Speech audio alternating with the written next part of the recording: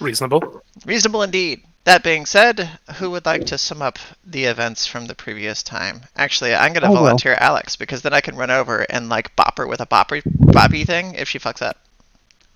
Oh no! Hold on, let me pull up my notes and stuff. I'm coming over there with a poppy thing! You keep notes? I just remember everything. Well, shit.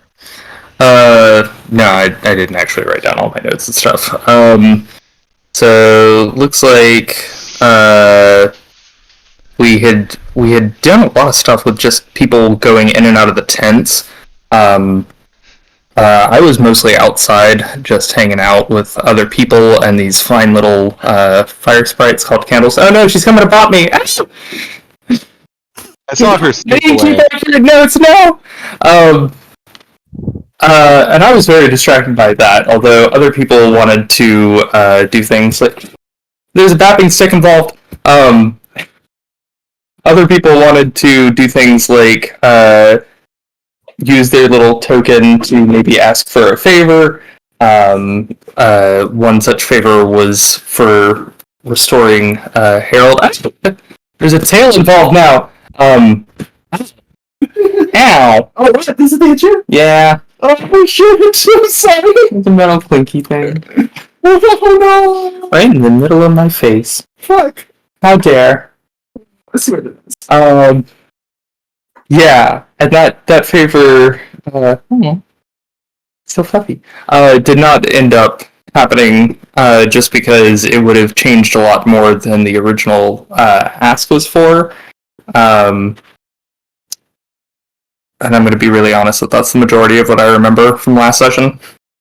Oh, just when I got back here and can't bap you again. Haha. Tygon and I also used favors for personal enhancements. Speaking of that, I wanted to use one as well, but we ran out of time last time. Okay, we can start off with that. Sorry about your face.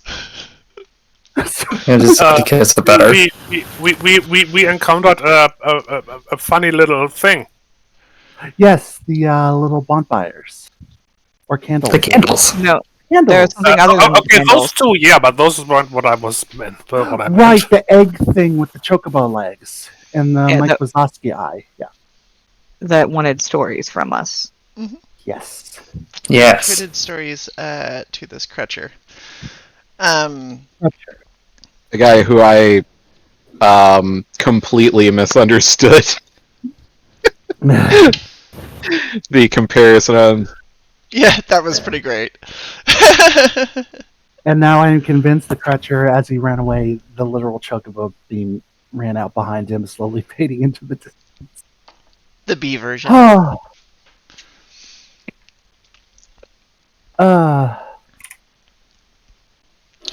Awesome! Enjoy a medium. Yay. And sorry for bopping you in the face. I was using my giant fluffy tail to bop her, but the little belt buckle that attaches it was apparently still attached. And I didn't see it, and it popped her in the face.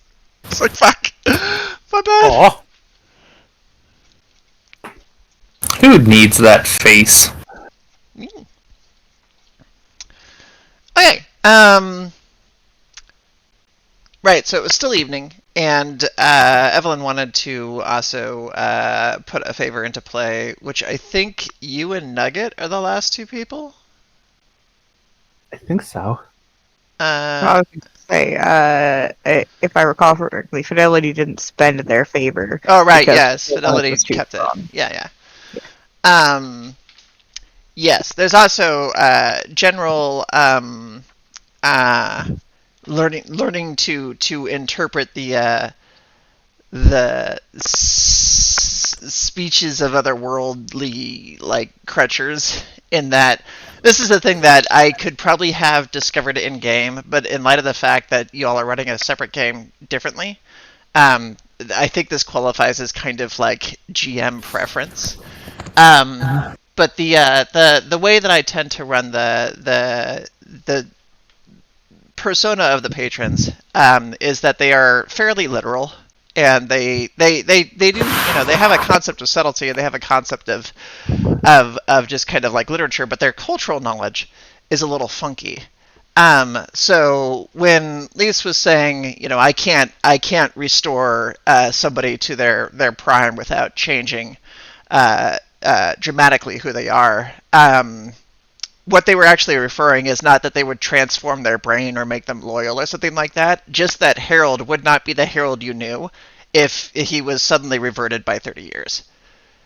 His outlooks would change, his projections would change, the things that he does or cares about would change because he'd just be kind of a different person at that point. That's what. The way Fidelity understood that is that it might be that he would be as he was 30 years ago. Right, which is a fine way to take it. Like they're not trying to be particularly obscure. They just don't necessarily consider the same stuff that other people are considering.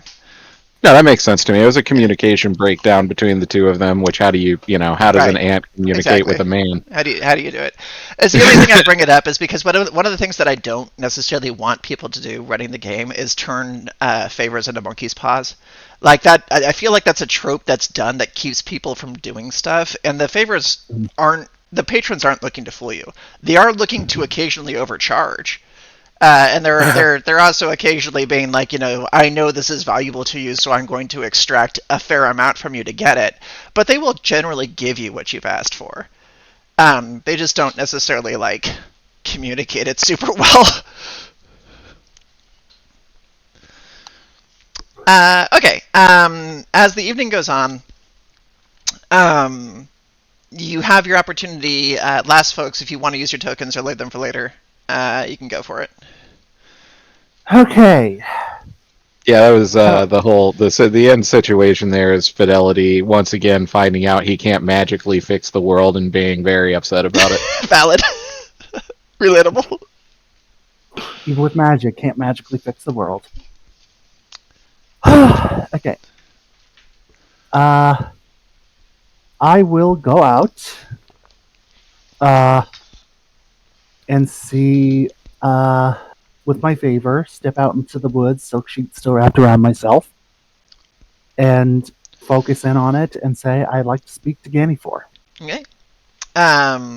Almost immediately, which is a little quicker than everybody else got it. A little creature that you have seen before kind of scuttles around from behind a tree.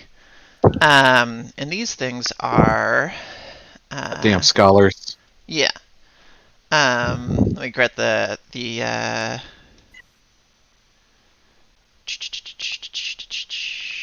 sorry, I made the noise that doesn't translate very well. The description, here we go.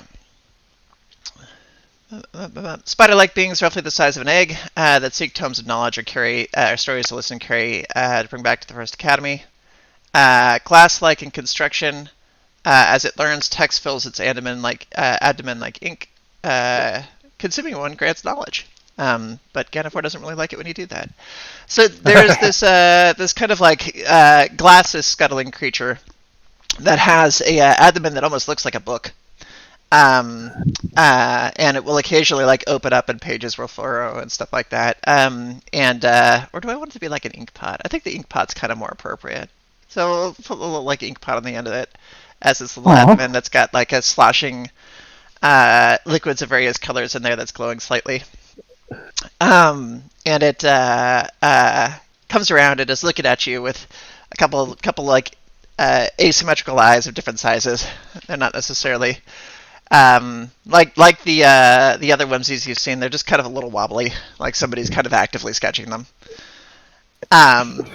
Doesn't particularly seem threatening. It's big, but you've kind of come to find a lot of large insect-ish devices around here. It looks a little too animated. It doesn't really have teeth that you can think of. Isn't really giving much of a threat. It just kind of popped up. The thing that is, if anything is concerning about it, it's that it didn't really seem to have any travel time. Maybe there was just one around. Perhaps there's always just one around. But it just kind of pops around. And then spins a little circle, and as it does so, it etches circle into the tree that it's on. And then it kind of gets in the middle of that tree, and it sticks a leg out, and the leg starts ticking. Like a clock, and just kind of sits there, as though counting down time. Okay. Prepare to watch Evelyn do something very stupid. Dun, dun, dun. I turn to it and I say, I'm worried with the prelacy controlling the writ. Can you bring my sisters here to me so I can protect them? There's no real response from the scholar, except that the little ink pot in there kind of fills up a little bit more, as though it has learned something new, and the hands are continuing to tick. Do a mind perceive at difficulty 1. Okay.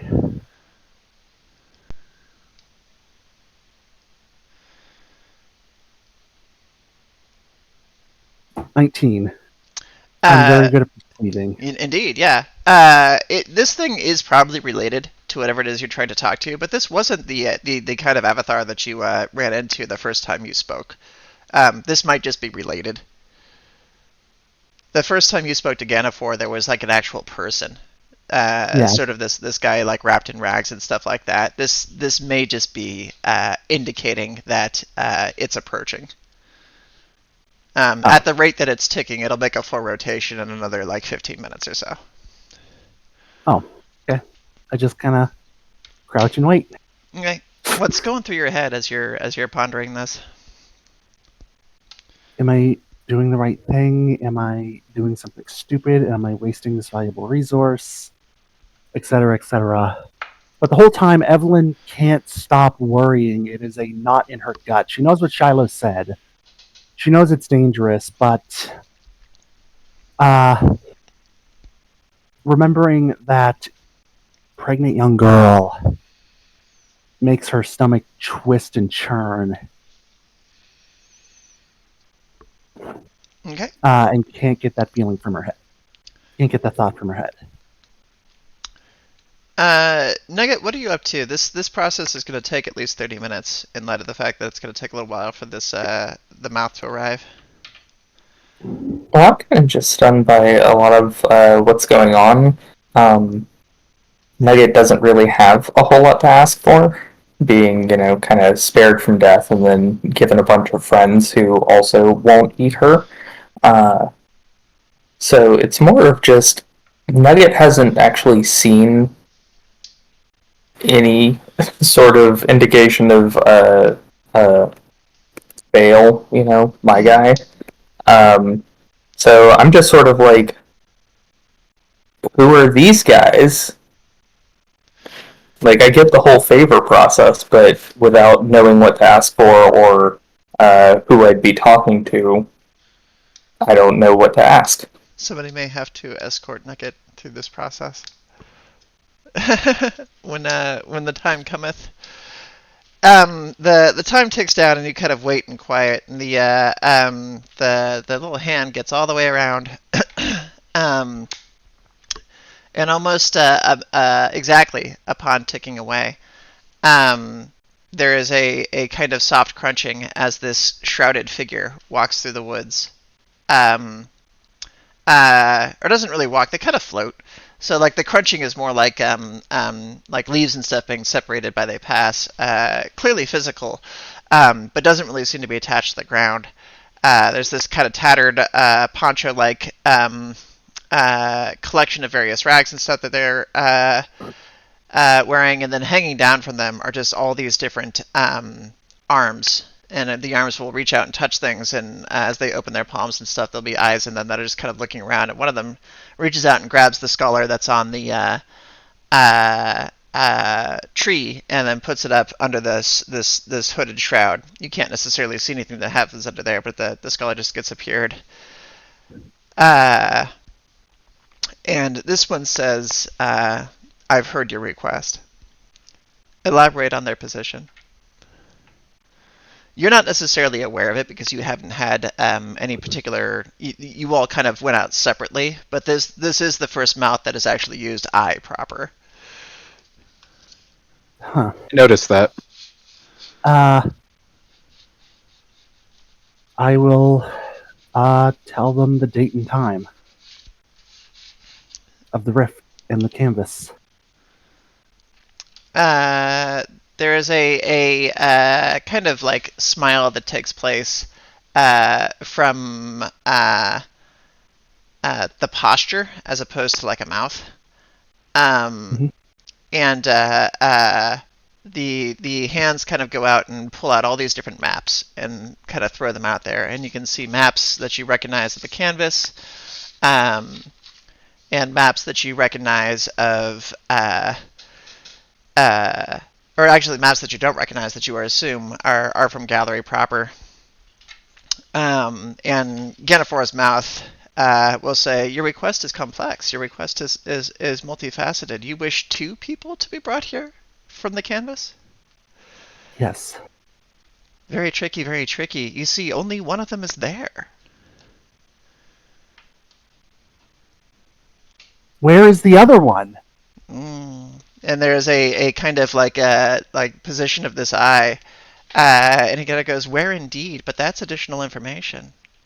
I'd be willing to give it to you, though, as a favor, this one time. Please. He kind of swishes around and kind of grabs a big map. And this is the first time you've seen an actual image, supposedly, of what Gallerie looks like from the outside. It's a planet, but it's a planet that seems to be full of holes. And you can actually kind of see interior arrows that are pointing toward interior sides and stuff like that. And says, one of the sisters you seek is actually here now. Okay, where in Gallerie? Too much of a favor, I'm afraid. Okay, let's just focus on that. Okay, forget the first part of the request. Can you bring that person to me, the one in Gallerie? Gannifor ponders a little bit and says, this is within my power. However, depending on... Gannifor has fewer filler words than I do, forgive me. Depending on the nature of their demeanor, they may not wish to attend. And Gannifor ponders for a second with this sort of like eye up on the head and another sort of like just down here as though pondering. And ultimately comes up with a price that he feels is appropriate, and says, based on the mentality of the person involved, to draw them to this location would be against their current goal. This can be done for you, of course, at the cost of one favor. Alternatively, I could grant you commune with them. Grant me commune. And Gannifor will kind of like swish these arms, and then all these other ones will swish in a similar pattern. And then there will be a face that appears, and it is the older sister, the one that you had, or not the older. You have one that's older than you. The younger one was the one that you raised, right? Yes. Yeah, so it's the younger one. It's the one that you have already spoken to. Not but a few days ago. Victoria, I believe. Virginia. Virginia, yeah. So I think I would have remember Victoria because I have a character named that one. But like Virginia is there. You can see her. We're in the middle of the night right now, right? Yeah, she's on a bunk. Yeah. She doesn't look like she's locked down. Doesn't really look like there's anything particularly like awful in the room that she's in or anything like that. You can't pick out too many details because the camera, as it were, is fairly zoomed in. It looks a little bit like mine, but like on the ancillary, you can see what appears to be a pillow. So like she's probably not in a prison. And there is a blanket there. She has sat up and is dressed in something you've never really seen her dressed in before. It almost looks like kind of issued work attire or like a tank top kind of thing. Like it's far less noble than she's typically dressed because her parents dressed her all the time as these rather well-to-do New Yorkers from the 20s. But she looks like, she's bruised, she's dirty. She looks like she's been working rather hard. There's some bloody marks that are kind of here and there. But she kind of looks at the camera and goes, where? I didn't know when I was going to see you again. Why are you in Gallerie? Why aren't you home? Because some fucking crazy Catholics took over the rift. She kind of winces a little bit and says, when was that? Like, a few days ago? Crap. What are they gonna do? I don't know. Use it to bounce around the canvas. But again, how did you get here? She kind of where are you? She looks a little like downcast and then sort of upset and goes, I went back. Like, I mean, you dropped me off and I went back and I tried. I did. I tried for a while, but every time I saw that thing, it just was really weird. Virginia, I was ready to bring you and Abigail here with me. You didn't. I guess I kind of beat you to it. Where are you? In this place called the Capitol. I'm still kind of learning about it. The people have been friendly. I don't think I'm in wherever you think has grabbed it. They gave me a room. Nobody's tried to I don't know, indoctrinate me. I'm kind of learning the basics over here. The Capitol. Yeah, I don't know a whole lot about it. They call it a free keep. I don't know. It might be bad, but it doesn't really feel bad. I will snatch up one of the maps of Gallerie and quickly begin scanning to see where that is. One of the roaming scholars, because now there are several of them, they've all just kind of pulled out of the robes. We'll actually run over and drag up another one over here and tap to this one thing. The Capitol is a distance. It's not even on the same continent that you're on. But it's certainly not close to where the Prelacy is. Specifically, how she got there is anybody's guess. Okay. I'll turn back to the voice and I'll say, how much to bring her here to me? Your favor has already been spent. Another could do it. I'll need to go around and beg. Hang on. And she kind of speaks to the thing and holds up her hand and goes, listen, Evelyn, right? Yes. Yeah, I don't know if I'm any help to you over there, and I might actually get to be if I stay here. I'm talking to there's a group over here that are sort of like a scouting team, and they're all really capable and they're recruiting. Virginia, it's not safe. I know, but it's not going to be. And it's not like you're safe. I mean, what are you going to do? Go fight a bunch of, scary Catholic people? Yes, but I am an immortal, a magic being. You're just a girl. Are you, though? I turn into my big, scary owl form with the skull face. Yeah, well, I mean, I know, but, I don't know. Listen, I just feel like I could be useful here. Or maybe I could learn to be useful here. I don't want to be a seamstress. And she just kind of leans back against the wall and says, Evelyn, there's something to this. There's purpose. It feels more worth it. I didn't really know what I was gonna do back home, which pissed all the parents off and stuff. And now that doppelganger copy thing. I don't speak German. Is super gung ho about getting everybody else in line because it's all in line, and you stayed over here because it felt better, right? Yes. I think it might feel All right. better. Look, I run my, change back to my true form, to my normal form, and I run my fingers through my hair. Just keep your head down, stay safe, and when you're ready for me, I'll come find you. Okay? Maybe when I'm ready, I can come find you. That works. Just be careful, Okay. please. Can you like, did you bring all the glass spiders into my room just now? Because they're a little on the creepy side.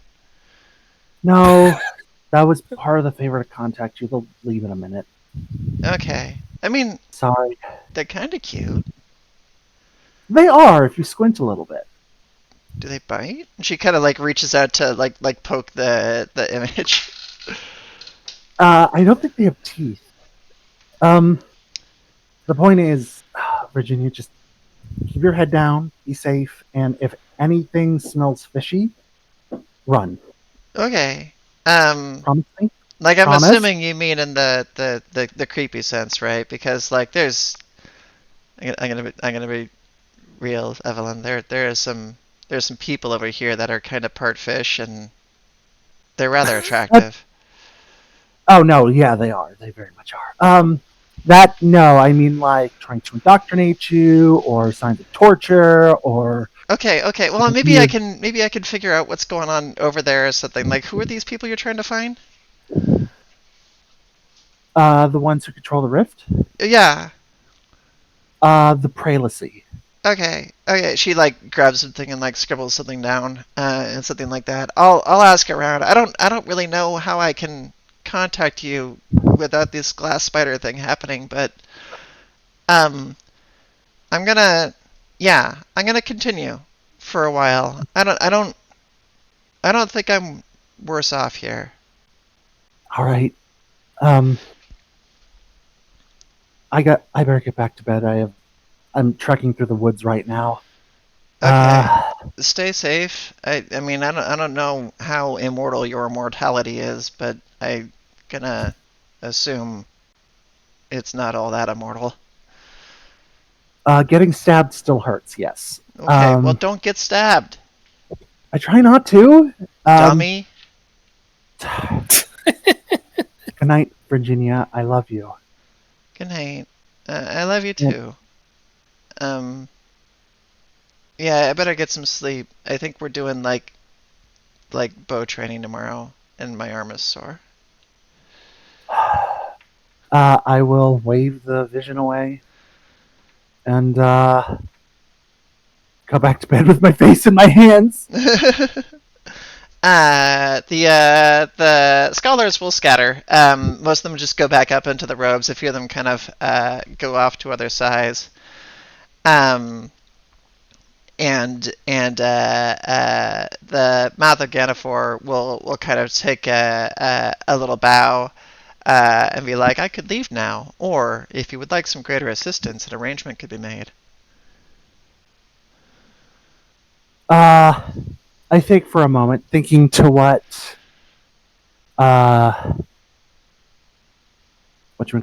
thinking to what Maria said about owing favors to the patrons, Mm-hmm.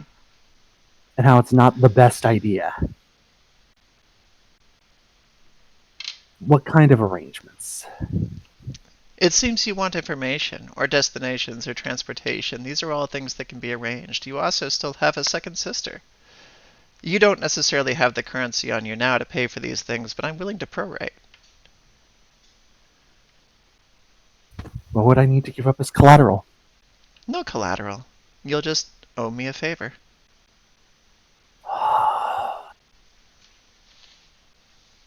Fine. What is it you wish?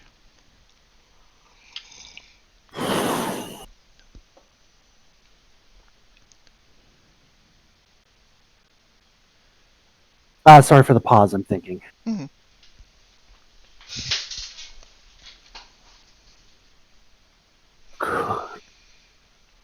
Bring my other sister here to me.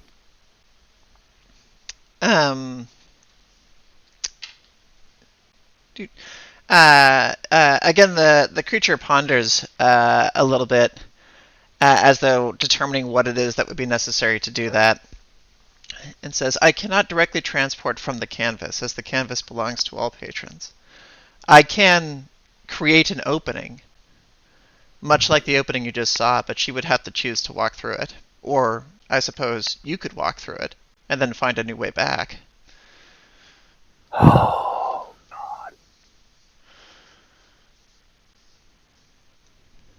I think about my mind running over what I know about my older sister. Skilled pianist and musician, had to give up her dreams after mother and father arranged a marriage for her. One that has borne no children, and despite the fact we do not talk as much as we used to, it's pretty clear to me that she is not happy with.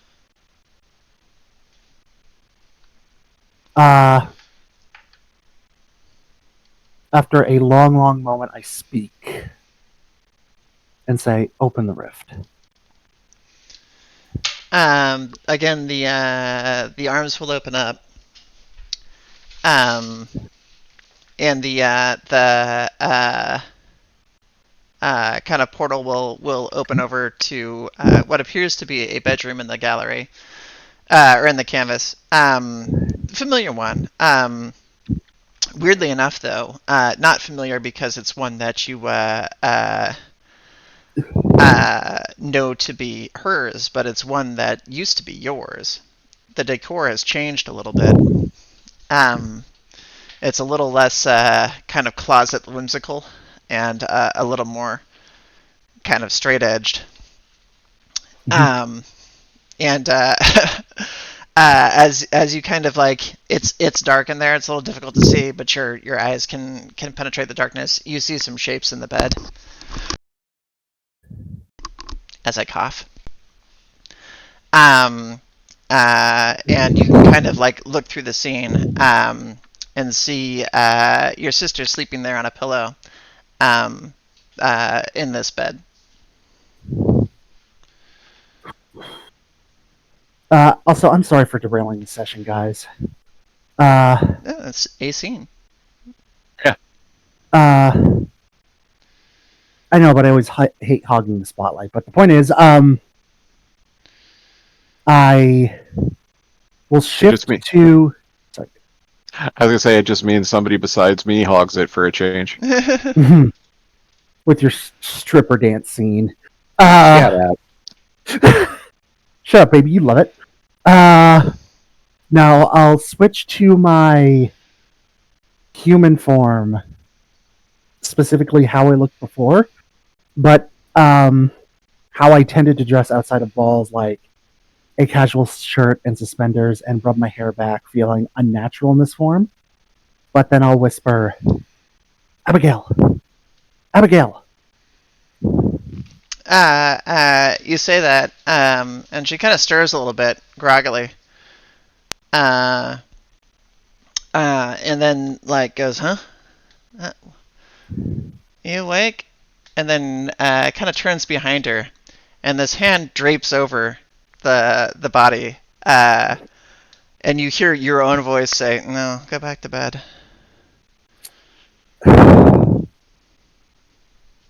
Oh, this is a stupid idea, but I go through. You step through the other side of the portal. Wait, so do you do that? Yennefer had mentioned a one-way trip. So either they come through, or you go that way and have to find your own way back. Granted, you're not far away from where the slip was, but that would put you on the Prelacy side if you come out. Yes, but I am very stealthy. And I could possibly find Shiloh. I mean, I suppose that's possible. I'm just saying, like, if you do this, I have to kind of close your scene. because that puts you in a situation where you are now hundreds of miles from the party with no quick way back, and you're going to come out in enemy territory. Okay, It's a split. It's a party split. That's Yes, like let's that's a not do party split that's going to take months to fix. Like, no, what I don't want to stop you, but I might actually have to like close your character at that point because like there is no quick way back. No, that's perfectly fair. Thank you. You just ask how much more favor it takes to make it a two-way street. That's true. You could just go into debt. That is a thing that they are perfectly willing to do. I'll say how much for a two-way street? Gannifor will kind of like you swear you can see this thing grinning, despite the fact that it doesn't seem to have a mouth. For 2 people to transit back would be a favor each. You would be up to 3 at this point. Oh fuck. You set out to do something stupid, go for it. Yep, let's go. I own you now, bitch. Yeah. The portal seems to reinforce. Excellent. You were able to step through. Yes, you can practically see like 2 of the hands coming from behind and kind of drum themselves and do the finger steepling. You can almost see the glint off the glasses. And you are able to walk through. You walk inside, and what you see is your draft with his arm around the sister in bed. Neither of them are wearing any clothes. Ooh. You just walk in like, what is this flowers in the attic shit?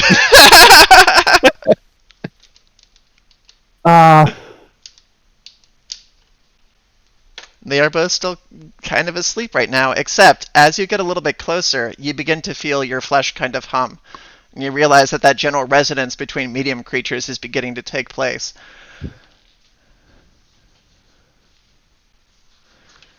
Okay. What does that mean again exactly? I'm sorry. That's just the music. It means that the draft is likely to wake up. You can detect each other. Oh, fuck. I'm going to give you one moment's thought to determine your next move, with the knowledge that your presence in this room will likely wake up the other creature made of medium. So whatever you're going to do, commit now. Fuck. I turn into my bird form, grab my sister, and fly through the portal. Dun dun dun! You go and grab this person. There's a look of shock. She looks up, and you know there's a monster of some kind there. Some great large bird creature with sharp talons and a razor beak and just lovely tits. And inky feathers that has like grasped her in this talon. And pulled her away. Go ahead and do a. She's not going to have time to really fight back, but let's just see if you flub a roll real quick. Do a body exert in athletics. I'm going to say difficulty 1.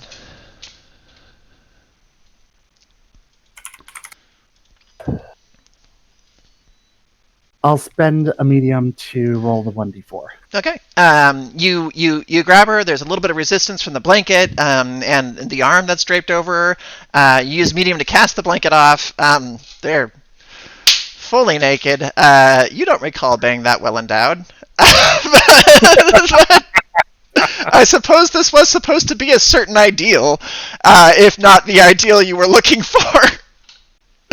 But you're able to scoop her up in that. There's a shriek. The draft like wakes up, and at this moment that the draft sees you and recognizes you, becomes fully kind of inhuman itself. Just sort of like eyes and this weird kind of combination of like it's almost more.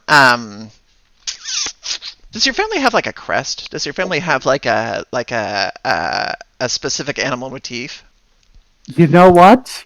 I'm going to say it's an owl and 2 cross keys. Oh, okay. Well, then we get an almost HSD like owl. We get a different kind of owlic kind of like look that comes out of this thing. One that's a lot more like threatening, like mask and just bulky. That begins to form here as it goes for you. And you are running for the portal. And right before you get there, the thing you hear it say is, "You'll not take another one." Ooh. I'll say they're not yours to keep, thing. There will be an attack coming your direction. If you want to dodge backward, you can dodge into the portal. I will do so. You're able to dodge into the portal, which will shut right as this blast goes, and there's this little poof that comes through the other side. You are holding your naked older sister in a shroud of like half a silk blanket and the rest of medium, and she is screaming.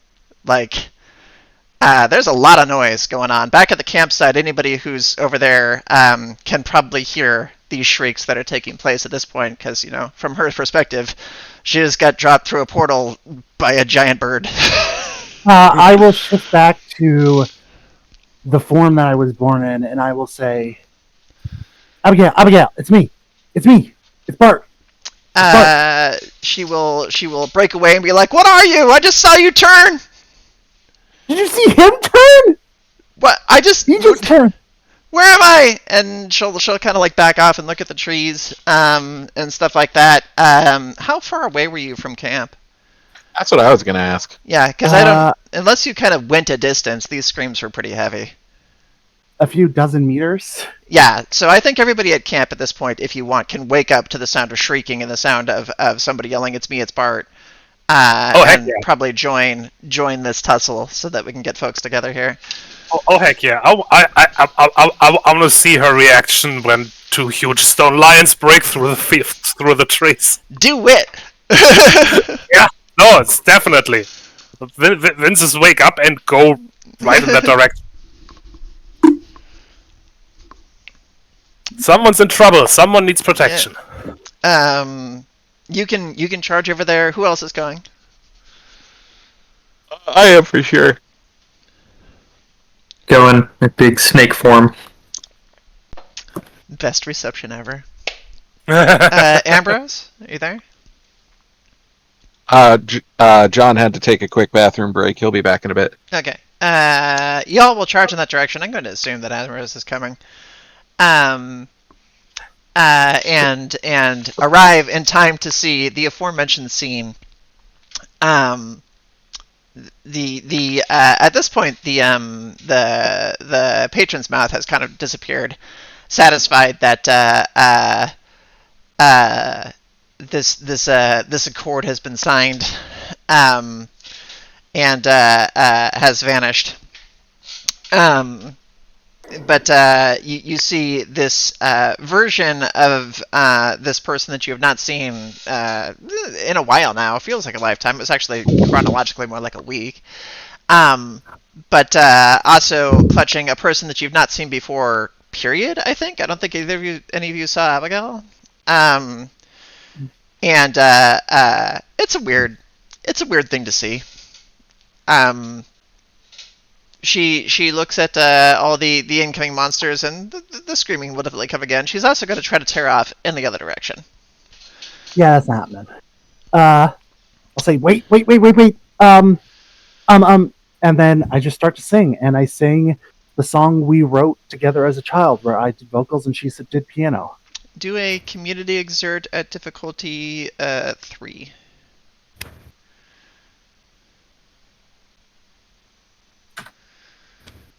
I'm spending a medium to add the bonus. You amplify enough to kind of get over the sound of her shrieks, and just off to the side there, and she will kind of pause a little bit and stop and look back like terrified, as at you, being like, "How do you know this song?"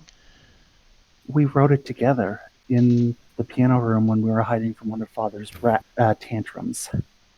You are not my brother. You are some thing. I am your brother. That was not your brother. Were you sleeping with that thing? She flushes red, and then kind of suddenly becomes aware that her clothing is absent. I will make a big comfy robe and wrap it around her. She is I mean, she's not going to let you get close, but you can put it on the ground. I do that, and I kind of like shrink not shrink, but you know how I kind of I minimize my presence. She kind of looks at it and looks over at the various forms over there before prodding it with a foot. And when it doesn't bite her, she kind of picks it up and then cautiously puts it on.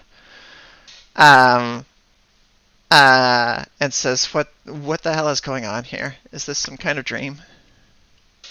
No, welcome to reality.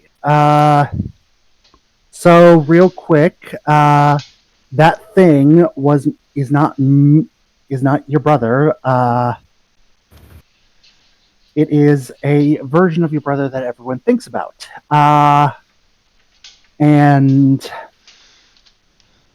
Sorry.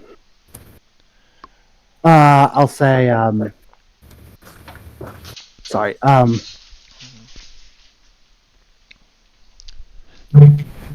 that is what was left behind when I fell through into this place. But some things have happened. And your life was, and you, why were you naked with that thing?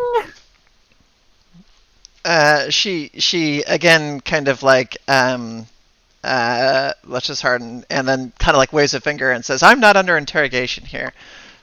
What is all these people? Where am I? Why have you taken me away from my home? I don't believe that you're Bart at this point. All right, you know a song. That's all you've done."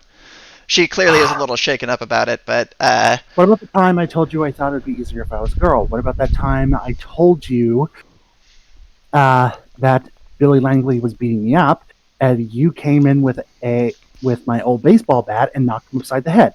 What about the scar I know you have on the scars you have on your left butt cheek from where one of our dogs bit you when you annoyed him too much? Yo, are you not the? Is that thing not the first brother she's been with?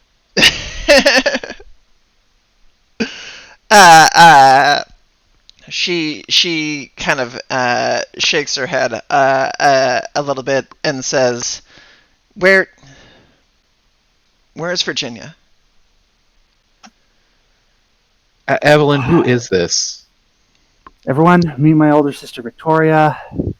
Abigail. Abigail. Sorry, my brain died.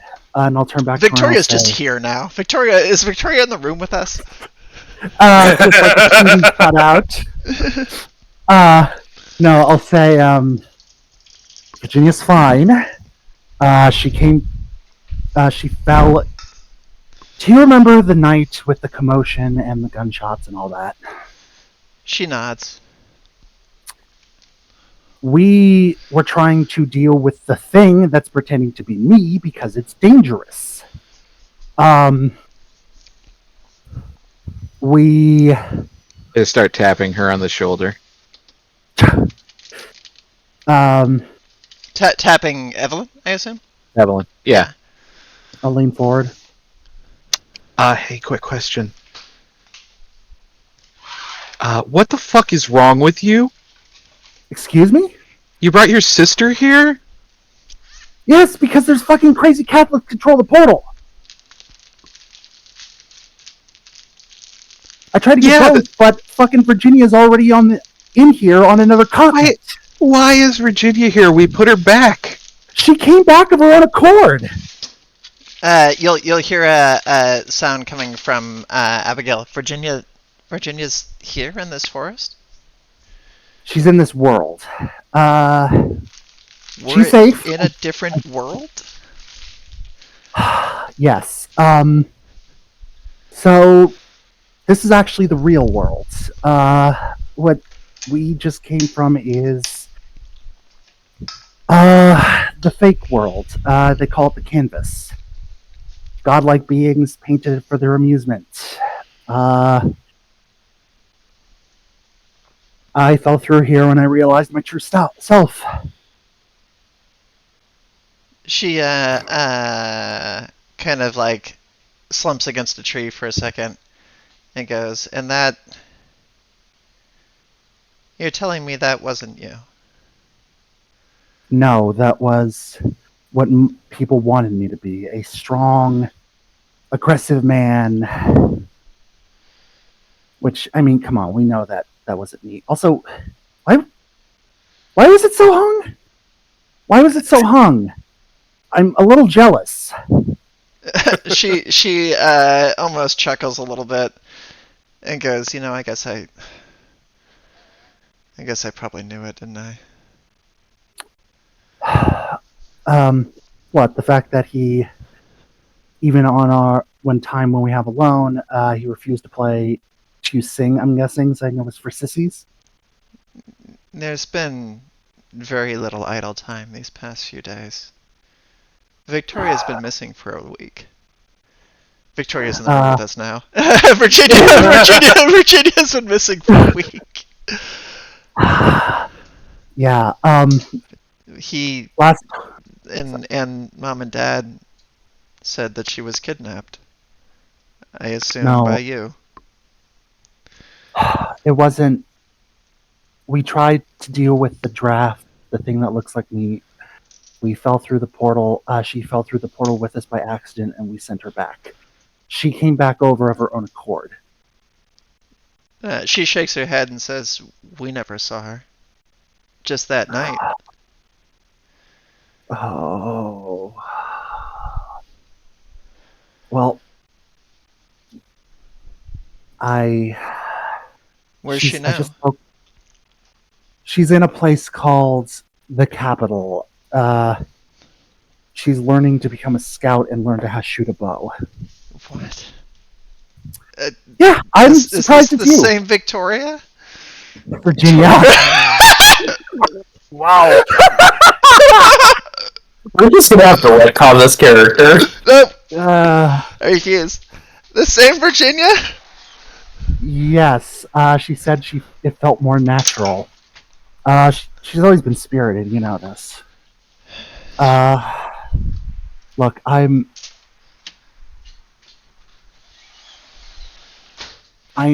know this a lot. I don't even understand a lot of it myself, but things have gotten bad. The portal that I fell through is now in the hands of some really, really bad people. And it leads right to the manor, and I know I just begin to cry. I was just so worried, and I didn't know what to do, and I know it was stupid, and I shouldn't have, but I didn't, and now I'm fucking here, and you're here, and I owe fucking 3 favors to what's-his-face, and because I'm an idiot. 3 favors? That's a lot. Yeah, it is! I'm stupid! I got it! I just put an arm around her, like a comforting arm. I'm sorry, I just... She doesn't seem yet to be certain, what's an act and what's not, which is kind of understandable. She's had a very interesting night. But she is kind of watching all this happen, and taking stock of her current situation, and at the very least has decided that she doesn't seem to be in super immediate danger, enough to kind of look around and cautiously ask, "Who are your friends?" This is Fidelity, the Vinces, Ambrose, and Nugget. There was a... Mom and Dad were really tight-lipped about who broke into the house. Mom said something about monsters. Did you attack them? No, We came in, like I said, to take care of the thing that left behind. It attacked us, almost killed me, to be honest. Broke my wing and my arm. And no, I would never attack them. I would, but I didn't. Shut up. I'll say, I got beef with Setsuna. This is my first time hearing about any of it. giant you know, talking snake. You weren't there for it. Yeah, just like I got beef with Setsuna because he shot Evelyn. I just like pat her arm.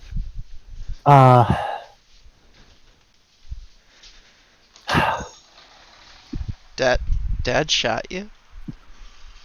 I nod. Oh Like wait, you got better. I thought it was Yeah. your brother or I thought it was like the what the fuck are they The called? draft. Draft. No, thought the it- dad had the gun. The draft was actually like Oh. hurling spectral flame and stuff. Yes, he did. I Okay. was bleeding Yeah. pretty bad. But no, we live in a. So magic's real. It's like, hey, I got confused. I don't want to attack your parents. I do want to pop your dad in the jaw for the bullet, though. Nothing serious, you know. Yeah, honestly, to us, that's not unusual. A lot of people would like to pop Dad in the jaw. He's not a pleasant man. The point is,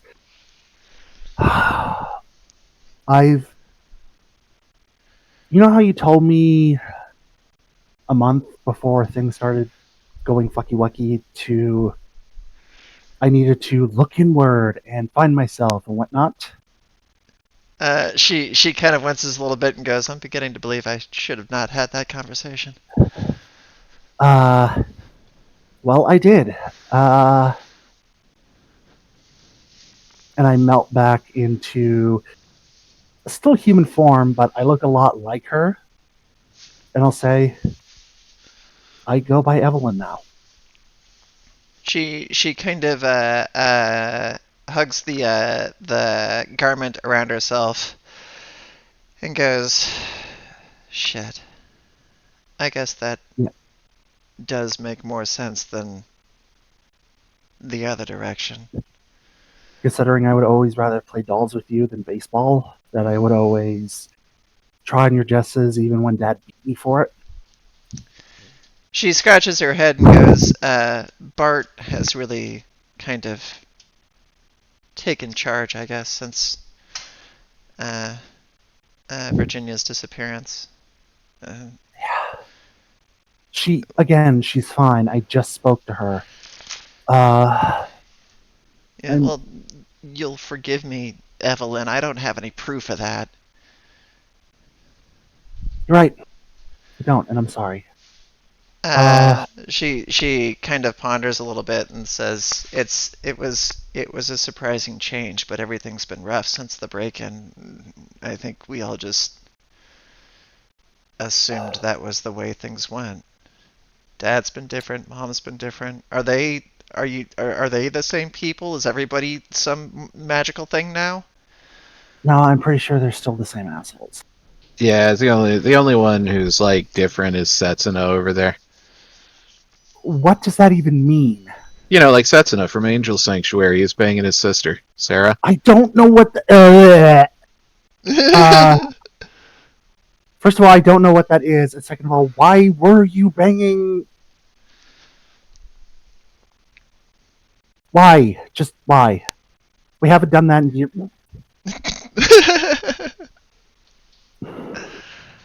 Wow. She kind of like frowns and then looks like very angry and says, "Don't give me why. You don't know what shit's been like. Even if you are who you are, our sister's been missing. The house was broken into. There were shots fired. People are terrified. He was there and he took over and things haven't been great and he's been great." I'm sorry, Abigail. I'm really sorry. I didn't mean to make things so hard. I'm sorry I left. I'm sorry I wasn't there for you. I'm Dude, sorry you I took haven't been. you took his woman. He's gonna be pissed. I think he Uh, was already pissed. I ignore you and I say, I know I haven't been okay for a long time. There, I admit it. I just haven't. And now some very bad people had access to the rift, and like very, very, very bad. Like raping children bad. And every time I thought about it, I thought about what they would do to you and to Virginia, and I just wanted to keep you safe. And now I'm realizing I'm an idiot.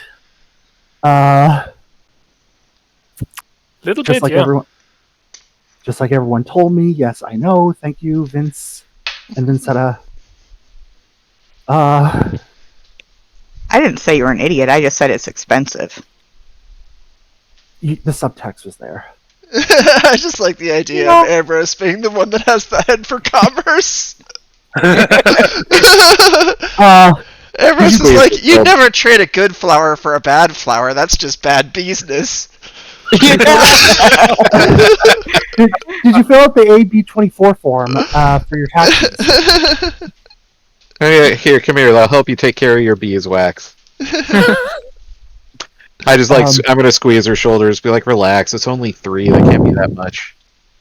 I just wanted.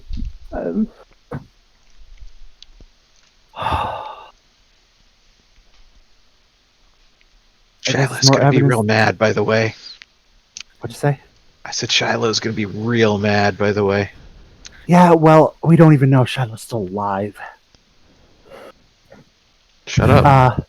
He is. And we, like I said, we sent Virginia home, and she came back anyways. And now there's this fucking lady, and I gesture to Victoria. And it's just like a doodle from SpongeBob, where it's just a really crude drawing. She'll kind of like sigh and say, do we have any? Do you have any way to? How did you talk to Victoria just now? Virginia. That one. How did she talk to Virginia just now? It's the fucking state. Like, I'm trying to just keep it straight in my mind, but like, Okay. I'll say I had to spend a favor with a very powerful being, and I'm in its debt. I'm guessing that's not a thing we can do again. I could go even more into debt. She kind of like throws up her arms and go, "Oh, this is a very convenient and unverifiable story. How do I go home then?" Not until we deal with the draft, which is later. I just imagine everybody looking at Evelyn when she asks that question. And she'll look back over actually at Evelyn and be like, you can't send me back to where I was. This is going to be another missing sister. Not for a super long time, just until we deal with the draft. What are you going to deal with? That, but Evelyn, but she just kind of like looks extremely frustrated, and just kind of sighs and says, I don't know what you're perceiving on that side, but there have been a lot of worried people trying to find your sister, and Bart's been keeping them all together. He's dangerous, Abigail. He's really dangerous. You're really dangerous. I just got pulled into fucking Narnia.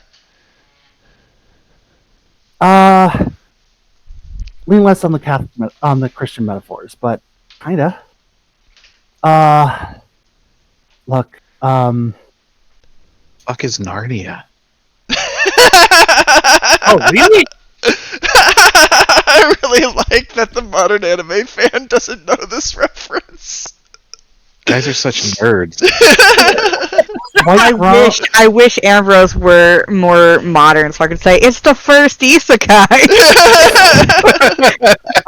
it's about a bunch of kids who go through a magic wardrobe and come out into a fantasy world. That sounds cool. So it's like an isekai. I don't know what that is. Um, Oh my god. It's like it's like a Narnia. Like Vincent, I was going to turn to Evan. By now, I'm pretty sure he's just making stuff up to confuse us. yes, I am pretty sure. I was gonna look over at Ambrose, be like, "You got the right idea, man. Dating older women is like super confusing sometimes." We're not dating. Oh, okay. Wait, no. My cheeks just turned bright red. Dating. Is that when you ask Eileen- someone their age? Yeah, that's exactly it. What are you saying, I wrote- Nugget? I lean over to whoever's next to me and go, "Wait, we're not supposed to have sex with our siblings? I gotta go talk to Sean Luke." Oh man, I literally just broke the frickin' control panel on my dishwasher. That's Oh no! Oh no! it's down at foot level when it's open, and I kicked the side of it. No! I Is think your it's foot still- Can I okay? fix it? I'm gonna see if it still responds to button pressing. Okay, it does. It's alright. It's just aesthetic. That sucks though. Out of character, I'm loving Evelyn's stupid idea. It Drama. has resulted in a very entertaining scene. Yeah, Um, there's a thing. I am Doesn't regret take too to long. inform you that I don't know that your sister's actually going to be at all pleased with this situation. No, I know that. Evelyn didn't know that. It's been so long since they had a character do a stupid decision and didn't play it safe.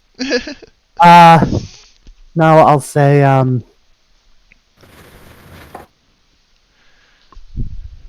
it turns out that I was never a human to begin with.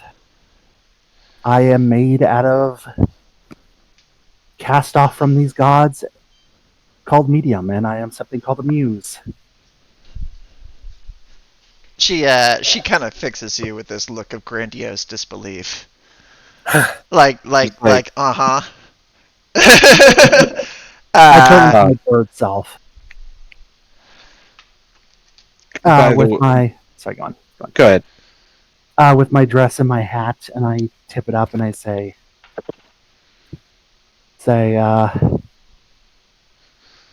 why are you always skeptical? You didn't believe me either when I got you that, when I helped pitch in for that fancy new dress for your birthday.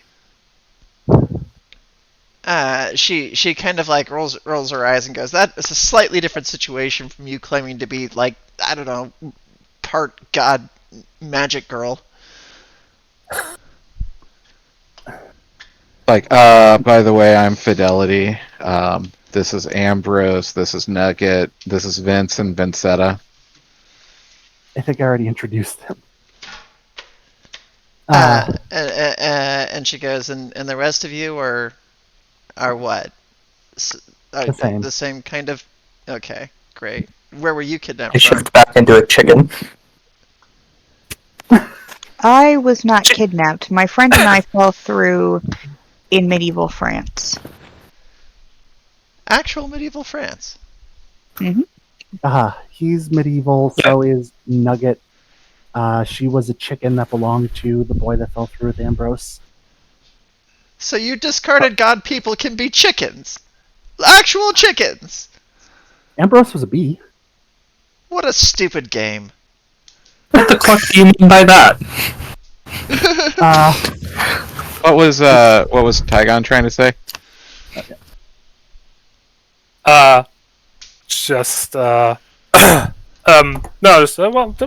We weren't kidnapped either. We are from the 19 85 Chicago.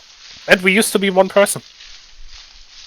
She just kind of like blinks at that, and then kind of looks back over at Evelyn and says, "And so they're all here willingly. Did you just leave us too?" I didn't intend to. It's like none of us really come here willingly. We kind of have to because of what we are.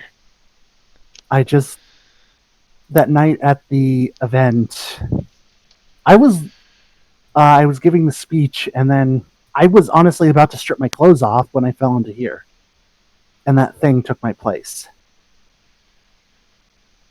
She kind of like thinks on it for a little bit, and says, "For the past few days, hang on, what is this alert? Okay, nothing important.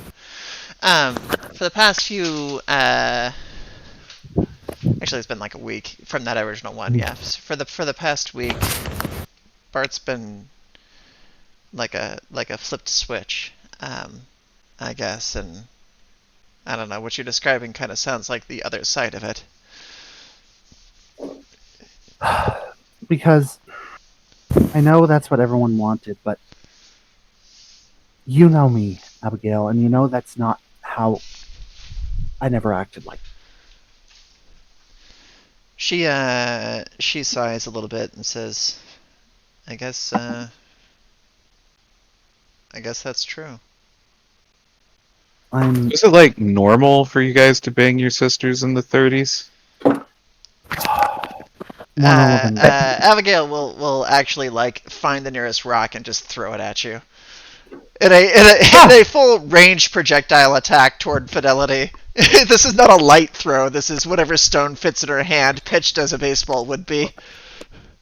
I'll just kind of protect my face and take it. It's like, ow! It hurts. It's a rock. It's like, ow, that legit hurts. When I'm ready for the judgment of some colorful in the corner, I'll ask for it. Hey, he's my colorful.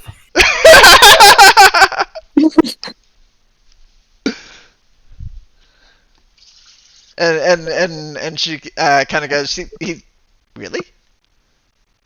I blush and I'll say, we have a thing. Well, that didn't take long. Well, it's like, look at me. I did. I thought my aim would be better. I hate him, by the way. Congratulations on finally getting in a relationship. He's annoying, but he's actually really sweet when he wants to be. I'm really sweet all the time. Annoying, I'm a little too real for some people to handle. Like now, he's annoying now. It's been really, really hard, Abigail. Really fucking hard. I've been alone, tossed into a place I don't understand. Hold on. I'm not done with this. I don't think it's right to call me okay? I've never been with a dude. They don't like me. That is blatantly untrue. What about that sailor on the ship? He just got weird, and it's like, I'm gonna go somewhere else, like, just while we were talking.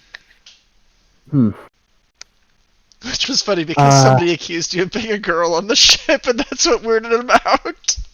Yeah. So specifically that the sailor wanted dudes, and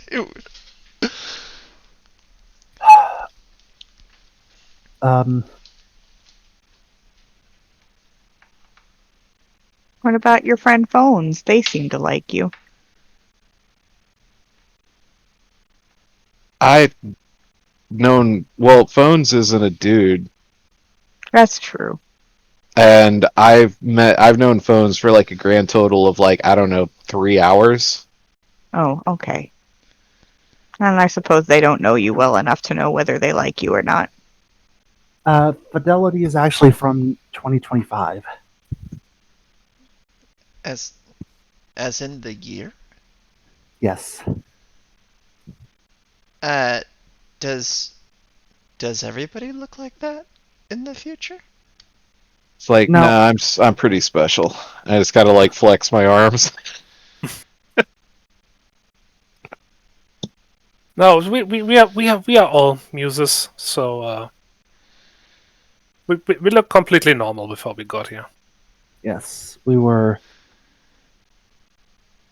very well. 3 of us were people. Like again, Ambrose and Nugget were animals. Yep. We were a bee and a chicken. That you can just. All right. I'm gonna kind of try to take the form that I had. Sorry, go ahead, Tygon. May I make a suggestion? Instead of sitting here in the middle of a forest, how about we go back to our camp? Yes, that's a good idea. Oh yeah. Also, let's stop yelling in case those weird raptor monsters are still around. Raptor monsters. You brought me here where the raptor monsters are instead of back home. With the horrible thing that tried to kill me. The It could have horrible. killed you. Didn't try to kill her. Yet. He's not going to. I don't think. I don't have any reason to think. He's been nothing but concerned since Virginia left. Come on. And I'll turn and start walking back to camp.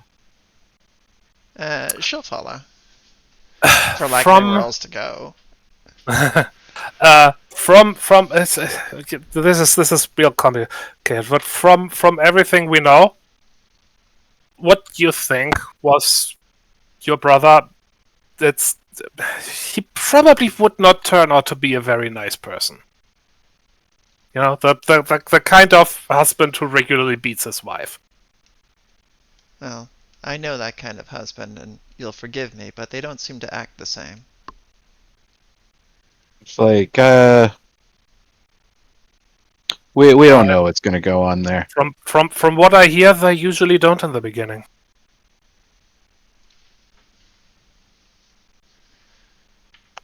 It's like, also, I also want to postscript. I also want to talk about this take care of, like air quotes, this take care of situation. You heard what Harold said about what happens if there's no draft, I forget. right? If Refresh my memory, please. if something bad enough happens that you need to bring a muse back, you can't do it if there's no draft. Right. Do not remember that. You're not gonna listen. I don't know what's happened here for the past week. It's even if I take you on face value, which I'm not saying that I do. She says, holding like a finger up. But even if I did, there's still a situation where you seem to be here, and near as I can tell, staying here, unless you plan on coming back to our world and being a bird, or something. And I was and going. no, I'm not done. And Virginia came here on her own, and I guess is camping out because she's doing her own soul searching or something like that, which means that you and her are both gone, and our parents don't know what to do about it, and now I'm missing, and you don't have a quick way to send me home, so that's 2 kidnapped sisters. Bart over there is the only one who's left. You gonna go over there and what, just remove him or something? I was planning and leave to them kill with no him. kids? Yeah, kinda. Because, Mom and Dad were never very nice to us. They never really gave a shit about what we wanted. Well, they're still your parents, and they're still sad now. Yeah, well, you know what? I was sad when Dad broke my fucking arm when he pushed me down the stairs. She kind of like doesn't have an immediate response, and just sort of like crosses her arms a little bit. You know how he would take me out back for some manly bonding time? Yeah, he did that so he would take me far away from the property so no one could hear me cry when he hit me. I don't know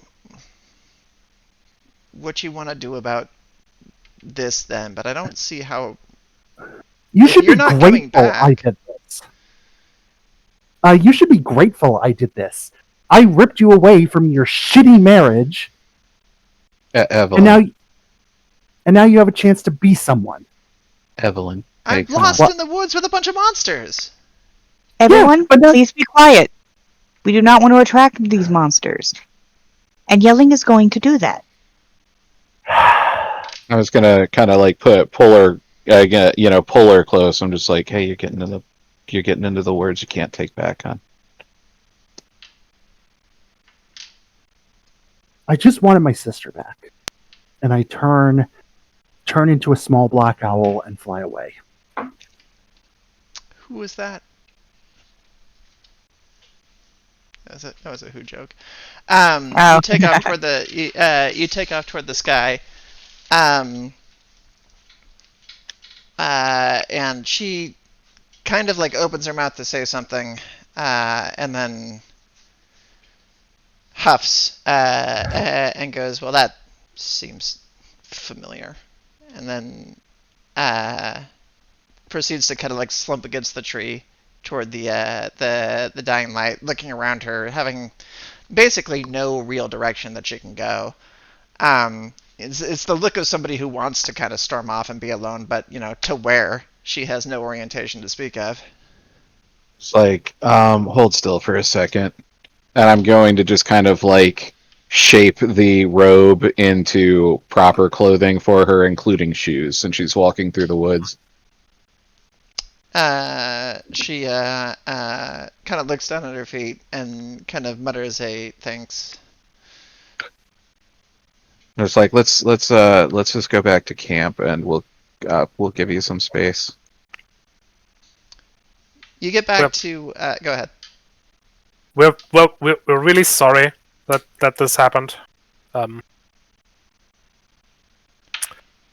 Unfortunately, I don't think there's anything we can do about it right now. You're stuck here. She sighs and goes, "Yeah, I seem to be." I could send her home, but I think we need to talk to Evelyn. You can send me home. Maybe. Us- I've still got my favor, but every time I try to use it, it's gonna fuck something up, or it's not enough. So I don't know. Oh, you still have yours? Oh, Mhm. okay. Ambrose, can you find Evelyn? I don't think I could chase her down on foot. Of course. I will return with Evelyn, hopefully. And Ambrose will take to the sky to try and find her. Yeah, tell her I would have chased her down, but she's in the sky. Okay, I will. Evelyn in the sky with Ambrose. That sounds like it should be a song. Ambrose will going flying up skyward in an attempt to find Evelyn, which is a little bit more difficult to do on account of it is nighttime, and Ambrose is not blessed with night vision. That is true. To my knowledge. However, I don't think that Nugget is either. No, I think that is mostly a bird thing and a cat thing. But you can go up there. Go ahead and do a body perceive. Where are you going, Evelyn? Just flying. Are you still like up lofted against like a sky backlight, or are you sticking around the trees, or like how difficult are you to spot? I am pitch black against the black night sky. Oh wait, Excellent. there's stars in the sky. Never mind. Superb. Yeah. You do a body perceive at difficulty 3. Me? Yeah. Okay, let me scroll up to my body stat. Body perceive is 3, so I get to roll 2d8. And I get to add my body exert to this. Yeah. Okay. 2d8 plus 1. Right, it is plus 1.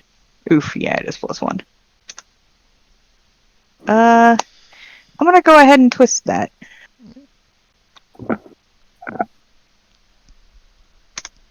Fuck, it did not work. Alright. It did not work. Ah, So close, so close. You Jot down twist a- it again. I think we're only allowed to twist once. So you, at this level, you're allowed to do it twice, but I'm actually actively considering changing that because there's always enough medium to kind of make it that you can pass anything. So I'm gonna hold you to 1 right now while I figure out if Okay. that mechanic's gonna tweak a little bit. Okay. I'm fine with that. And then we'll kind of see from there. But yeah, you do your best to kind of peek around, and you think you see something. You find a silhouette against the night sky. Seems a little big, but she's probably just close, and you are used to things being bigger than you when you see in the sky. So you fly up in that direction. But when you get up there, you find that it is not the same kind of creature. It is some other flying device or flying creature of indeterminate origin. It's sort of a strange looking, some kind of like. I'm trying to decide how this looks. Pterodactylish kind of creature. Seems to notice you and not be terribly concerned, flies off in another direction.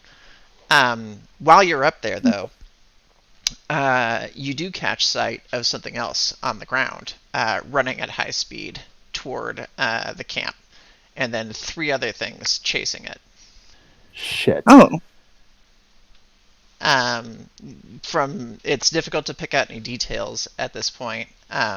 But Evelyn, go ahead and roll body perceive at difficulty 2. Yes, Emmy.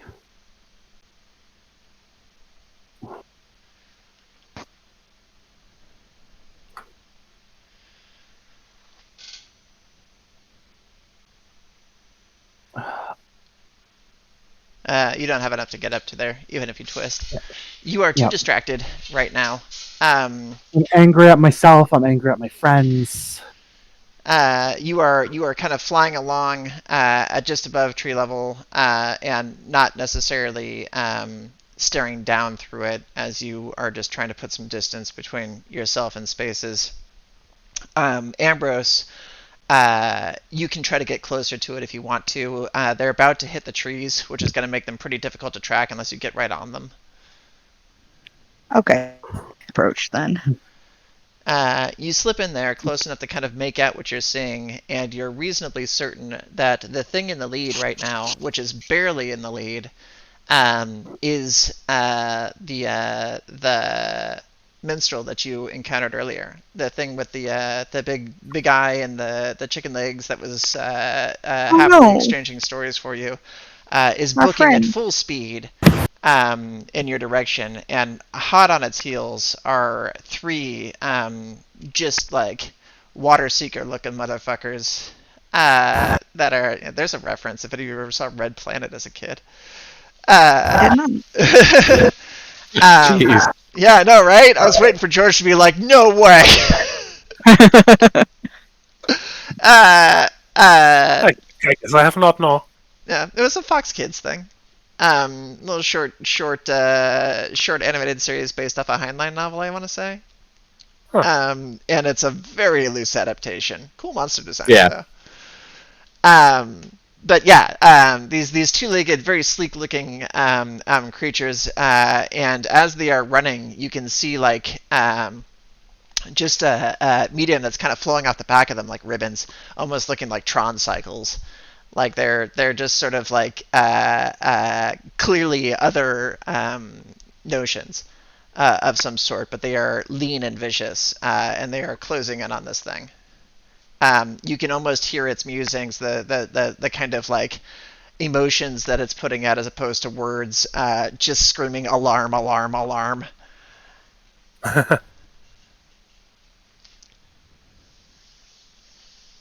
And they are about to hit the tree line, kind of heading toward the camp. Fuck. Do I go to the camp and alert people, or do I distract one of these fuckers? Definitely alert people. Okay, I will fly. I will, if I can, communicate to the creature help, as in like not a request but an assertion, and head to the camp to get everybody.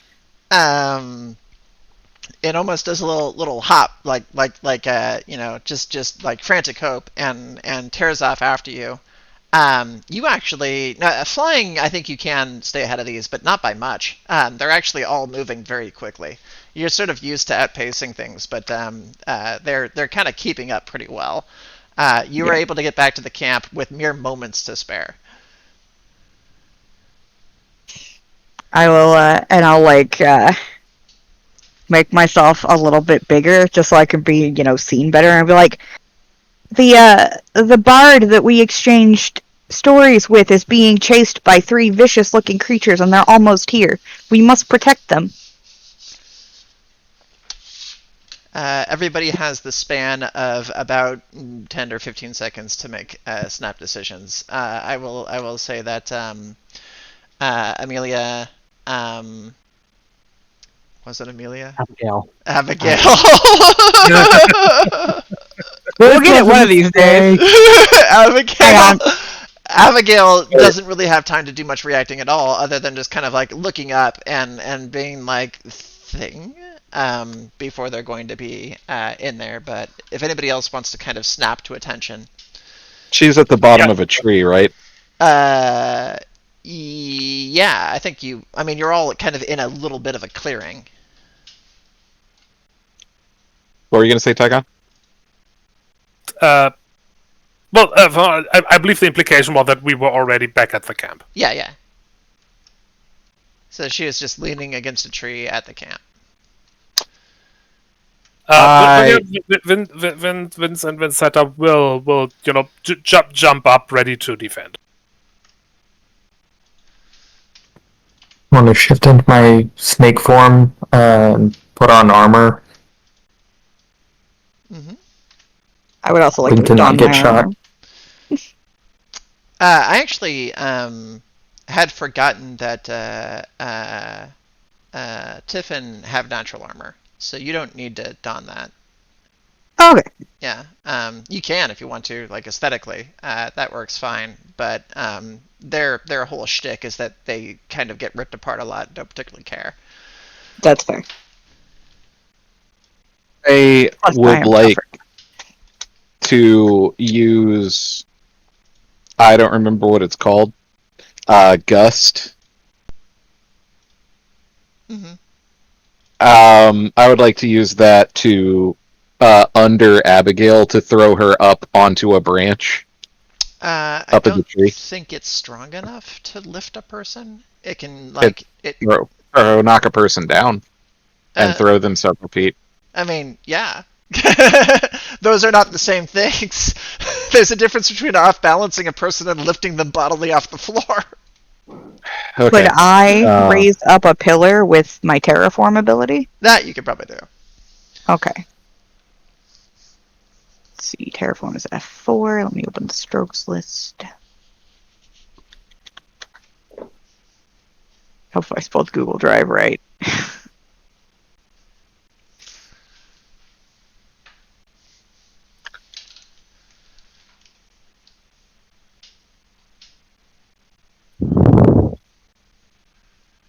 Okay, down to the fundamentals, which is terraform.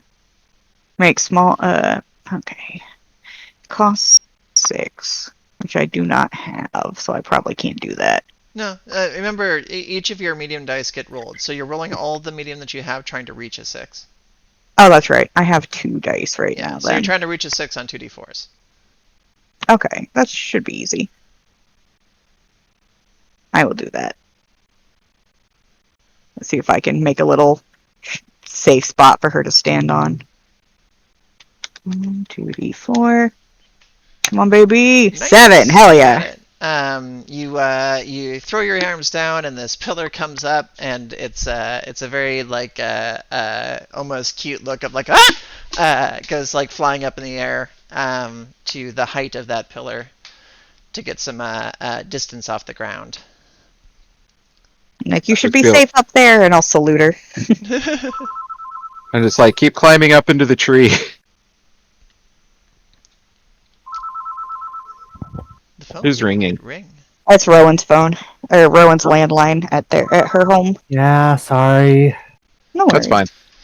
I just recognized the sound. It's No. one of, Yep, go on. Let's drag out some tokens. Okay. Let me zoom out a little bit so I can see better. Okay, here's our camp. I'm gonna say the pillar's probably around here.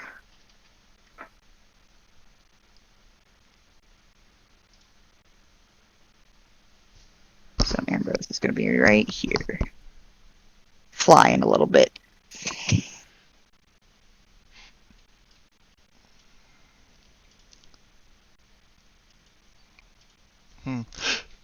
I need a lizard that isn't green, because it just disappears in this background. No, I don't think I'm going to get that option.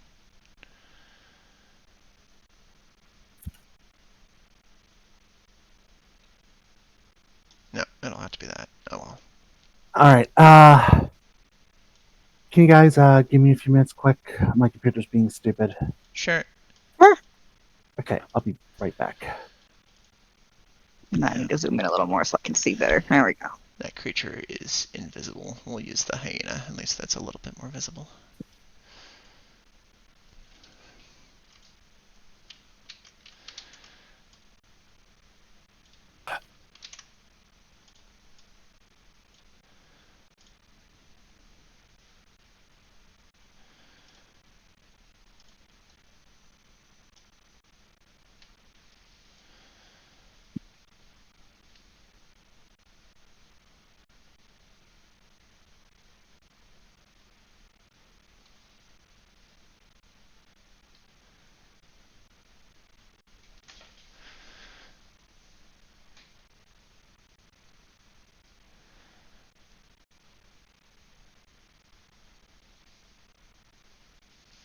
and those guys are really hard to see. Yeah. You might need to give them a 1-frame aura, Let's do or a that. 1-square aura.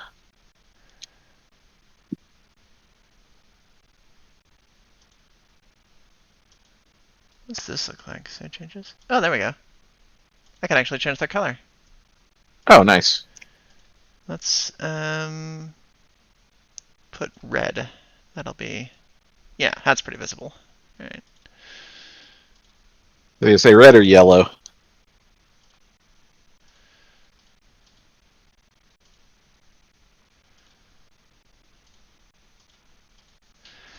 So we don't have anybody with color blind issues, do we?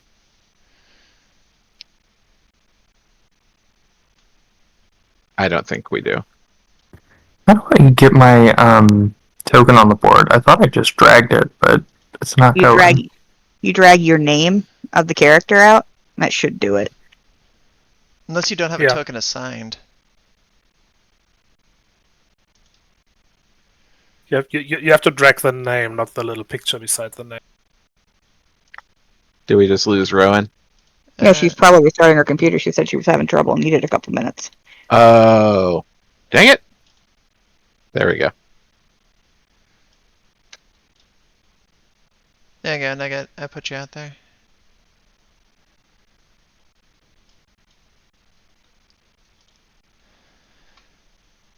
Hello. Hello. Welcome back. I'm coming. Yeah, it's super weird. It's like I can drag my name and it like drags out, but then it never places a token. I put one down here for you. Yeah, I got it now. Okay. Thanks. What's funny is I'm gonna grab this token of this eye monster, patent pending. But this eye monster is actually your friendly.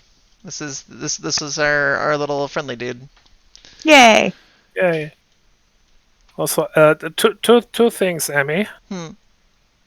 First, could you embiggen my tokens? Uh-huh. Mm-hmm. Becoming bigged. Yay! Thank you. And also, how did the evade boost using endure work again? If you are armored, which you are because your characters have natural armor, you can just in response to an incoming attack, you can boost your evade by 2 by using an endure point. Okay. So before Because before the hit is rolled. I can't actually find the rules for that in the book. In the little thing. It's in combat. There's a little thing about endure and all sorts of stuff you can do with that, but I don't find that bit unless I'm just being blind. Let me make sure it hasn't somehow vanished. So in endure,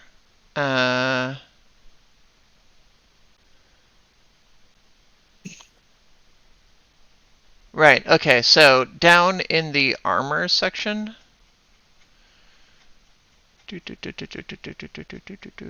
Armament, armor.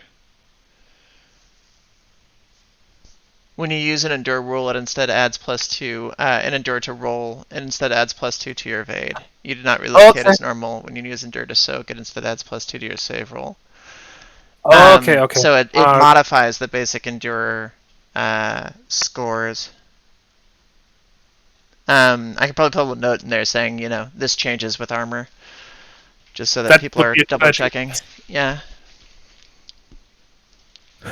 Ooh, did my tokens get even bigger? They may have. Let me check your thing. I think several of the big characters got a little bigger, but let me look. Should I even drag my? I flew off, so should I even drag my token out for this? I assume you're going to kind of hear it once the yelling begins. Okay. But you won't be coming in on the first round. All right. Yep. That's fair. This is for you.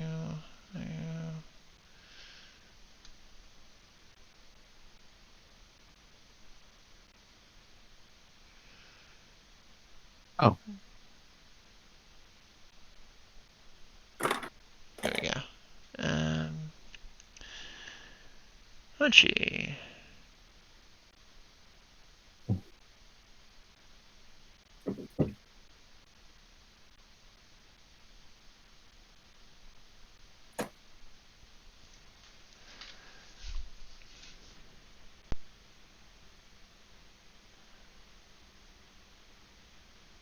No, it's 4 squares in any configuration. So yeah, you didn't get bigger. I just have to shrink you. Oh no, token trinkets. There you go. Shrink. Oh no, shrinkflation is real. Okay. Could I be longer? Thank you. I don't believe your character size changes.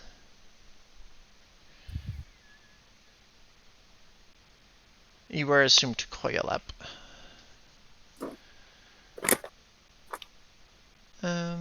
I need this so that I can get these stats finally. Where are you? You are these things.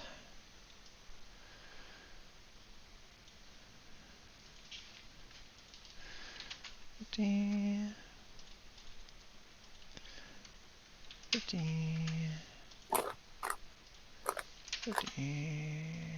And then your evade is 13.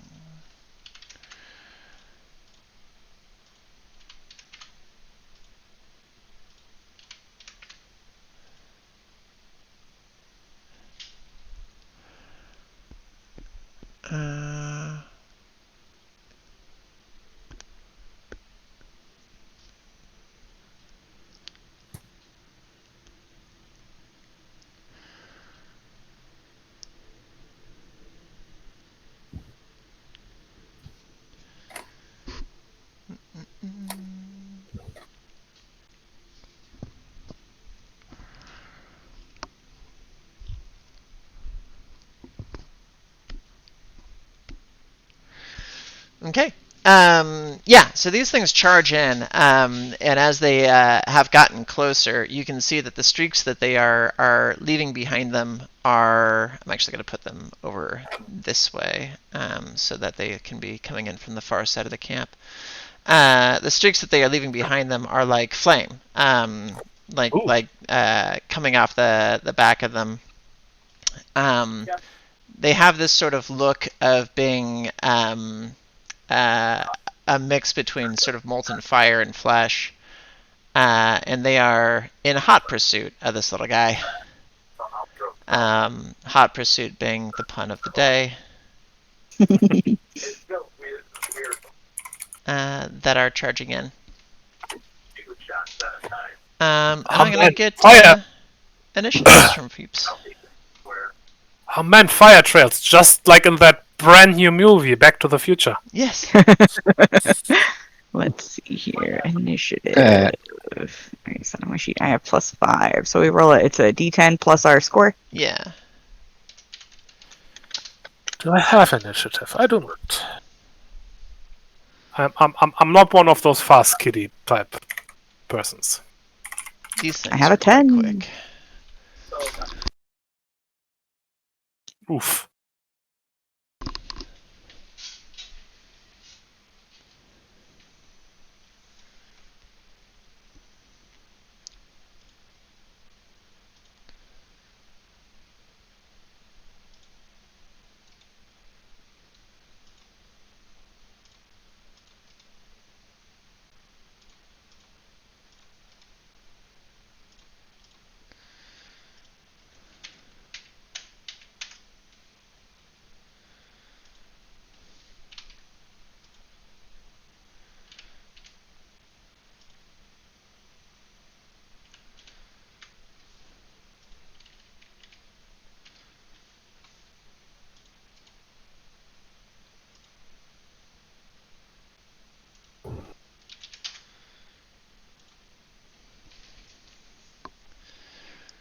Everybody wants to add turns. Just roll. There we go. Add turn for you.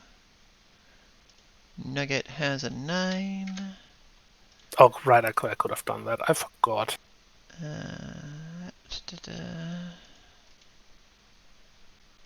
Add turns for Da Vinci's.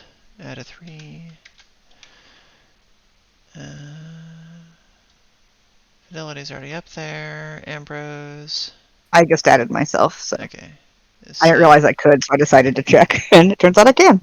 And then Evelyn, we're gonna go ahead and add you, just so that we can get your reactions in there. So roll if you didn't roll. I will. 1 sec.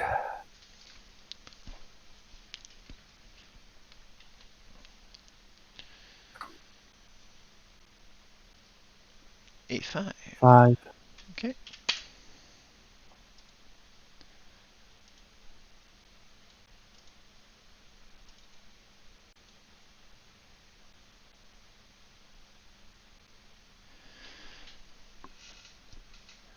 All right.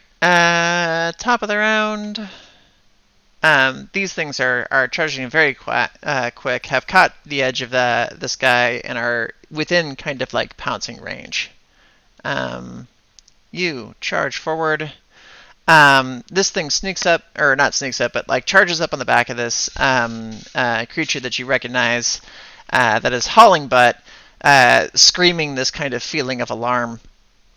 That is audible in the weird sort of vibratory sense that you all are sort of used to, or have gotten used to, being muses, but not something that your human compatriot in the area can really feel. So all she can really get is the sounds of the screeching and this vicious kind of hiss that comes through from this creature that leaps on the back of the one that is fleeing. Goes to attack. Roll. It is body 3. 8 plus.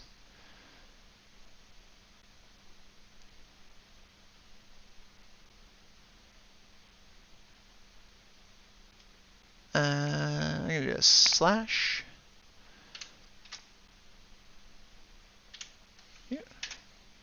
Will be a 19, a solid hit. Oh no. Yeah, the first attack hits there. We'll go for a second attack using the same thing. 16 will hit as well. So leaps on the back of it with both taloned legs, slashing forward to do some pretty rough damage. this thing's HP is. So, wounds, as the case may be.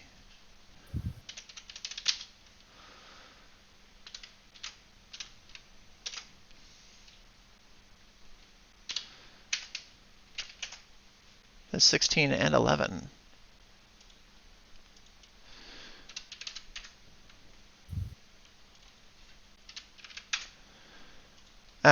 Two brutal attacks. It yelps in pain, and stumbles like hard to the floor. As these attacks sink in, there is a kind of aura of heat and fire that pour off of them. And the idea of kind of combustion seems to envelop this thing as a medium force and attempt to catch it on fire. It's going to roll against the fire EDA, which is not on this particular book. That is in the other book.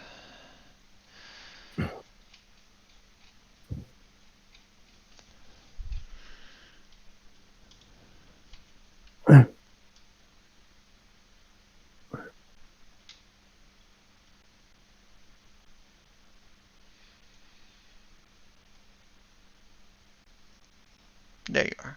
No, that's injuries. Where are you hiding?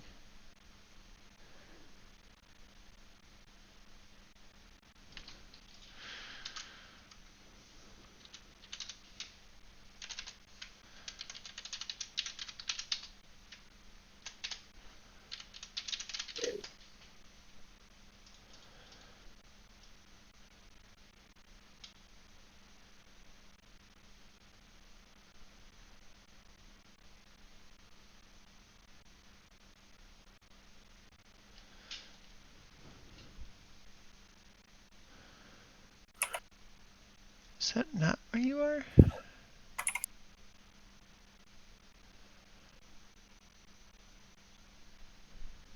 What are you looking for? The EDAs, the environmental damage.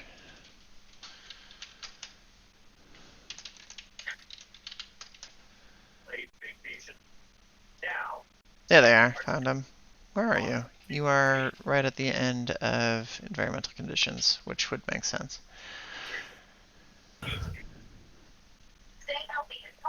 Dodge save at difficulty 2.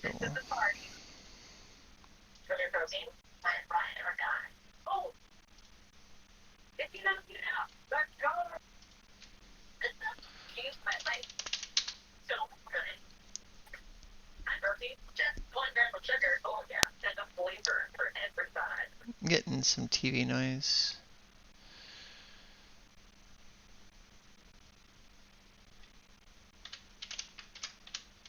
Probably, George. Most certainly. I put my microphone up.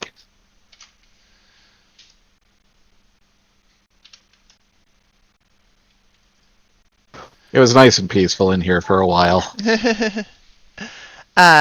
The fire looks like it threatens to kind of catch there. These things are notions. They actually have the ability to twist as well. Medium will pour out of the little messenger creature and attempt to stop itself from trying to catch on fire, and succeeds. Stamps it down. But you can see that nearly took place if it hadn't intervened with its own sort of degree of magic.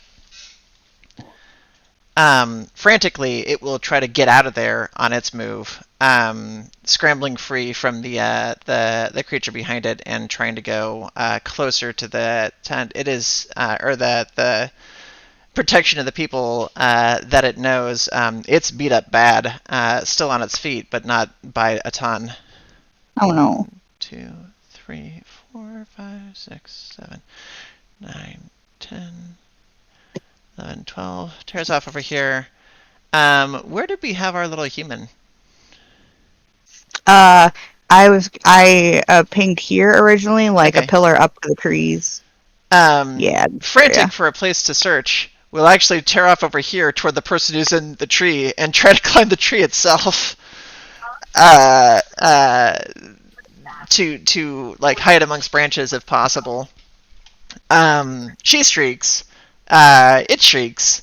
There's a little collective shrieking, but it has scrambled up here on top of the rock pillar to try to huddle amongst the branches on one end, while she is actively huddling amongst a different branch as these things are kind of closing in. The next one, 1, 2, 3, 4, 5, 6, 7, 8, 10, 11, 12, gets out to here. This one's going to do the same thing because they're right after each other. They will move twice, or they'll move once to get to here and see that there's a whole crowd of additional people in this area. Have completely lost sight of the original quarry and instead are going to go to the two closest people because they are rather single-minded in their pursuit. So Ambrose is well within view, and we have a direct shot here on Vincetta is also well within view. That's 2 moves. I'm going to go 1 attack on Ambrose.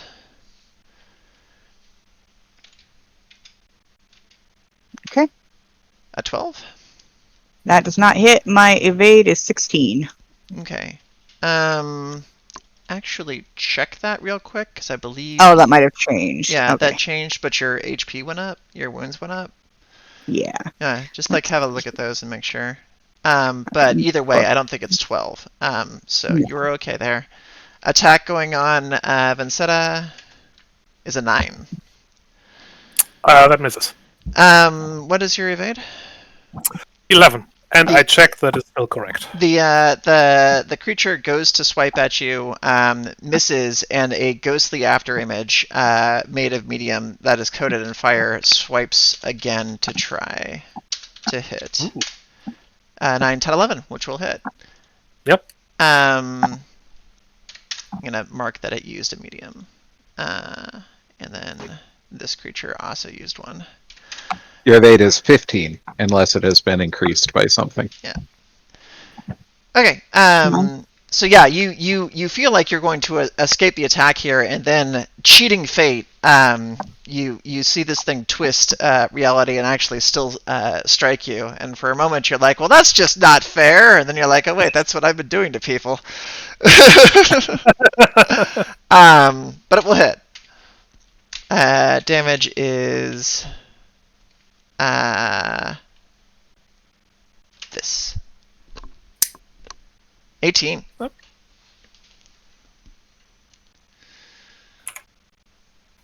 So noted. That's both of those guys done. Ambrose. All right. Give me a second here. Let me get back to the right tab. All right.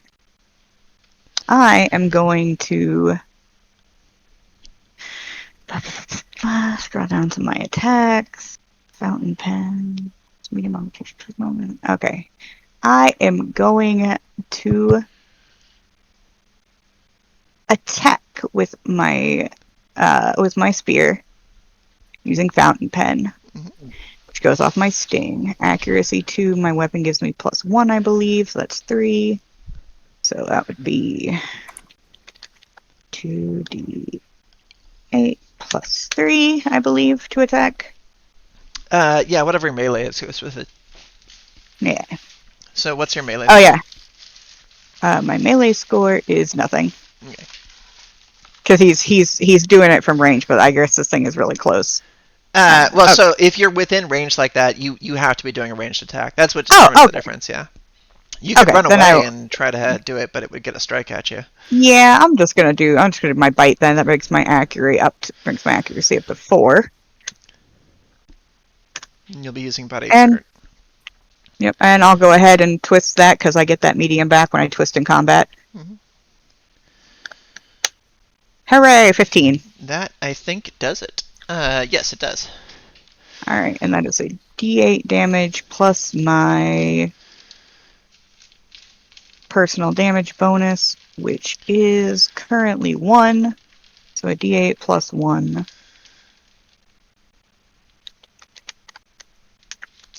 Didn't that? That's a 9 damage. Hang on a second, real quick here.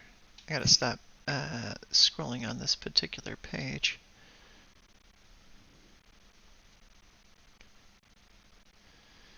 come here? Thing. There it is. Okay.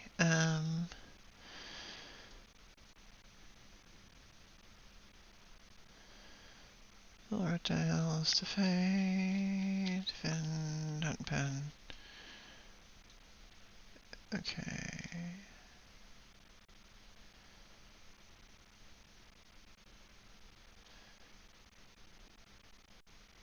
What did you hit with? Bite? Yeah. Okay, so remember that you had a grace, right? All of your dice increased. That's a D10, not a D8. Oh. Okay. I don't know why I thought that only affected my sting for some reason. Nah, it's all of your natural weapons boost up. Okay. You Thank don't you. have to play favorites with it. Wait, I thought that was a D6 originally, went up to a D8. Or did it Mm. increase? Oh, I see. It's gone up again. I see. Oh, okay. Yeah, so it should be a D10. Okay.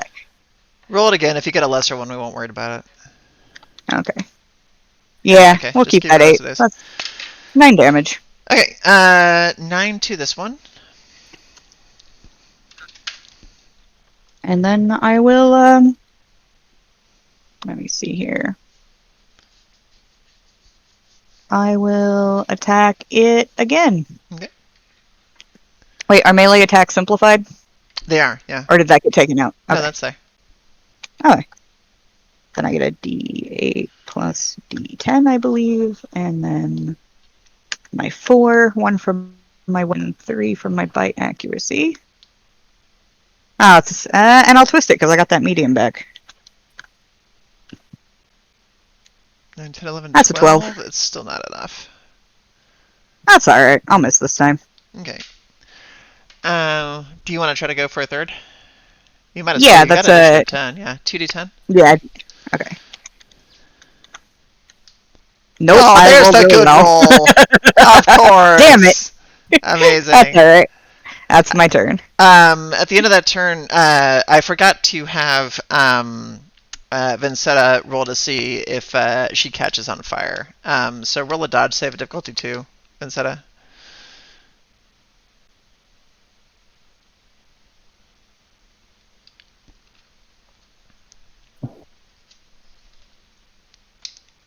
I don't think you're immune to combustion quite yet.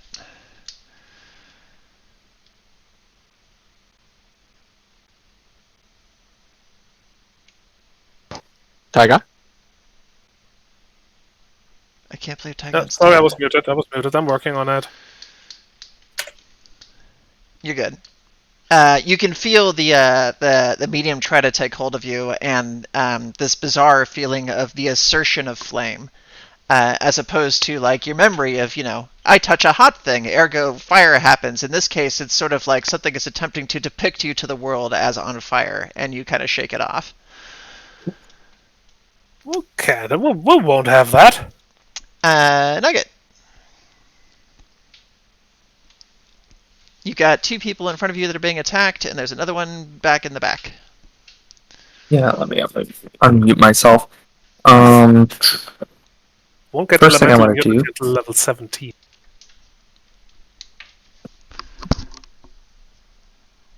So First thing I want to do is just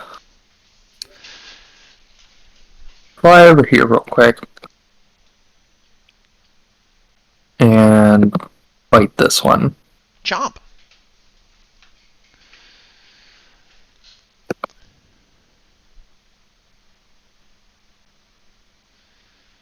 Am I rolling for that? Should be a melee attack, so it's going to be body exert. And then you're using your bite attack. Mm-hmm. So you'll be adding whatever the accuracy of that bite attack is to this roll. And your base difficulty is 1 in close combat, 2 for ranged. My melee simplified. That's what the simplification is, yeah. But So like it's simplified from 2 to 1. What's your body exert score? Body exert is 2 now. Yeah, so it'll be D8 and D10. Plus whatever your melee score is and the accuracy of the weapon.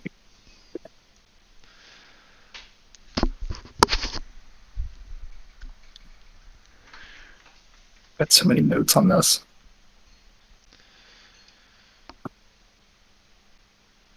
Uh-huh. I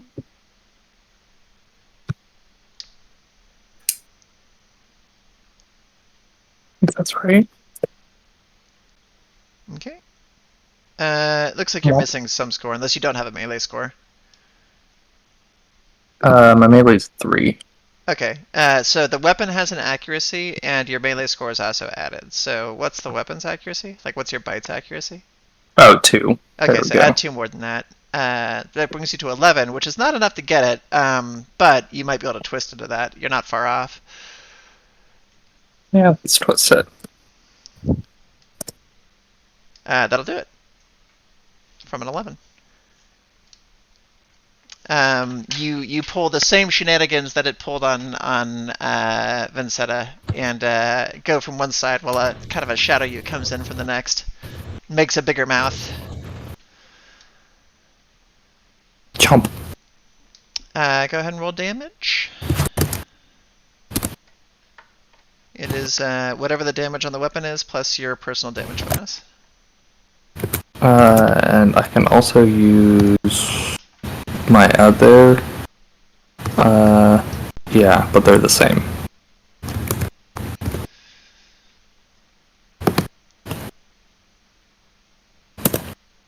Oh no! Yuck! The lamest bite.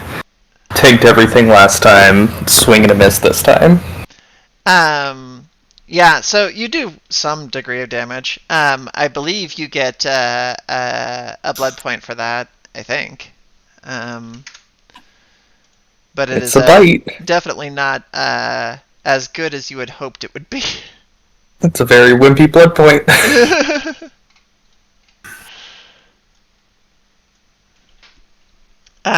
You have another attack you can do if you want. Yeah, I'll do it again. Nice thing Roll20 can do, if you just press up on your keyboard, you'll get to Yeah. previous rolls. Yeah.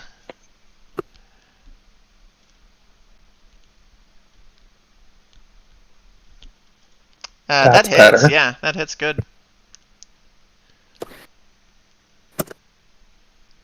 That's not much better. No, not tremendously. Although, before you do that,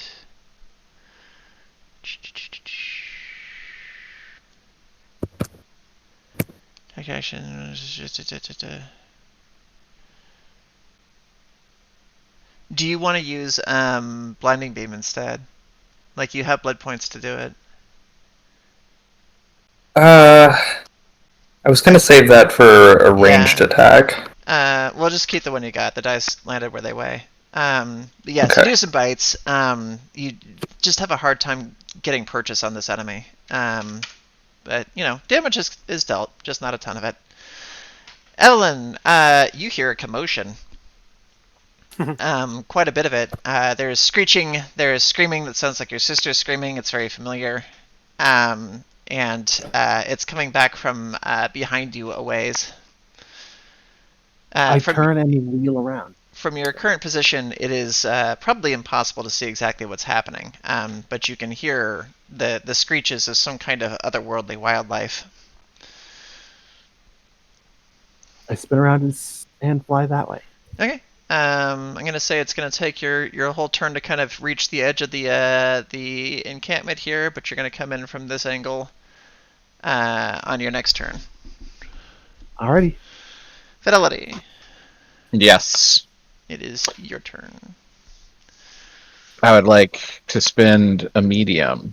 Go 1, 2, 3, 4, 5, 6.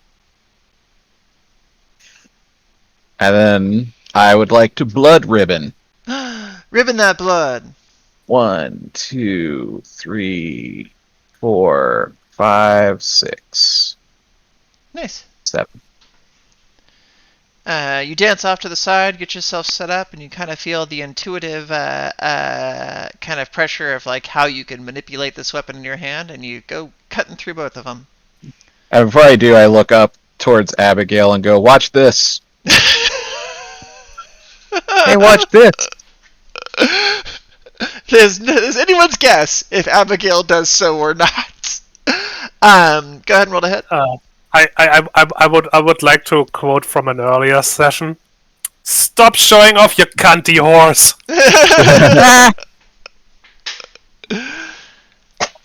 I like the idea that Abigail is watching, and so are all of the rest of us. I like that idea too. Okay, so wow, this is simplified.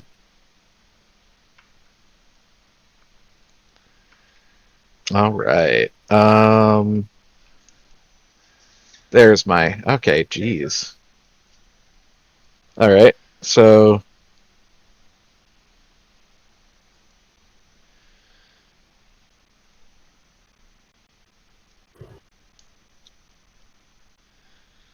Okay. It's just like a standard melee to hit roll. Yeah, I know. I was doing dice math to figure up the track. All right. Do I need to make one or two? Just one. It gets applied against everybody you hit. All right. 15. That'll do it. That'll hit both of them. You do roll damage separately for both of them, but since you hit 2 enemies, you're going to be applying your. Actually, do you roll damage separately for both of them? Let me look really quick. But you're applying your personal damage bonus twice, because you got 2 enemies there that you've hit. And let me see if you're rolling separate or if everybody just kind of takes the same amount. Looks like I roll damage once and apply it to everyone, according to rolling attacks on page 208. That is correct then.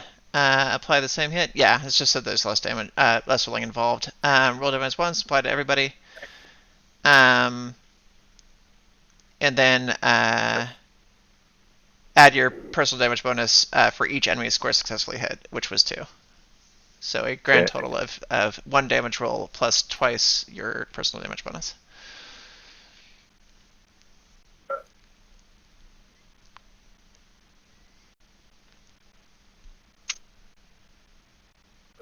Nice. Most solid strike as you kind of dance through both of these things, up, over, stabbing, and through. Narrowly avoiding hitting your allies, but probably casting a weak as you do so. So the question then becomes, can I blood ribbon again? Only if you had the actions for it, which I don't think you do. A1, M1 is what it says. Yeah, so that's an attack and a movement. You used 1 movement to get over here, so you've used 3 actions. I used an endure for my equine ability to move without an action. Yeah, you're right. You did. Okay. So you still, I don't think, have enough though. You've used 1 attack and 1 move. You only have 1 action left in your turn. I only have 1 left. What if I spent another endure?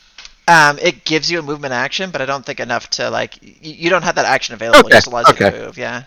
Well, that was worth checking. Yeah, but if you do want to skate away from there, or if you just want to take another attack at the one that's in front of you, you have 1 action remaining. Okay. That I am going to do. Bloop. This is an attack against this one? Yep. All right. A most palpable hit. Then I have to drop this down to my normal bonus. Bloop. 8 damage. Hisses and screams, but not really in a specifically targeted thing. It's an almost distracted thing. One thing you've kind of noticed now that several people have come after these is, unlike the monsters you fought before that were reacting at everything that was coming in at them, and looking at every enemy that they were trying to fight, and going for things that were already wounded, these things are extremely single-minded in what they're going after. They're almost ignoring incoming damage, just so that they can keep trying to just doggedly go after the thing that is directly in front of them. Huh. Vincetta.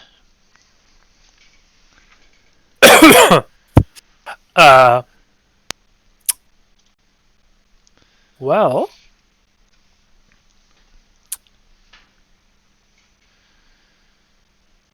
I am going to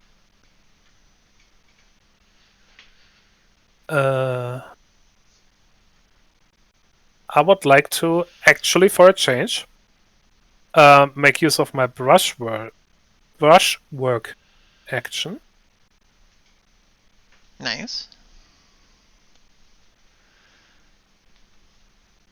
And use, I believe it was F2. Okay. Kind of douse this thing in water. They seem to be, all fiery. Maybe this will do something. Okay.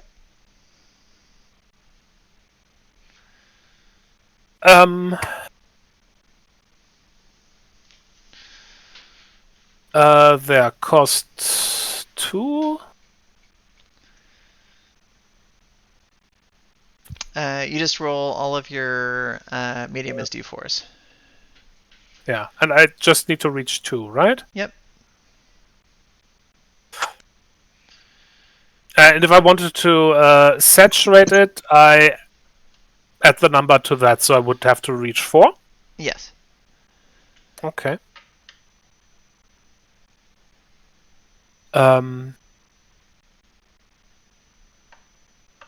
Doesn't look like saturate will really do much there, so...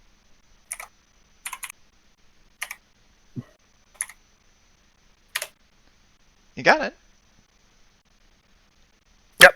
So... Vincetta will do like a swiping motion, and a gush of water splashes over the thing. It hisses in fury.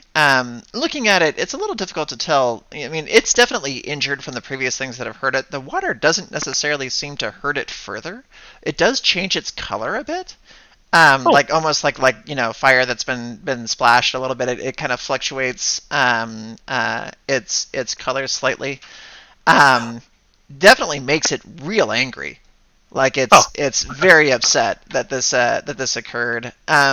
Do a body perceive at actually no, this is gonna be like a community perceive at difficulty 2. Should still be 2d8, yes.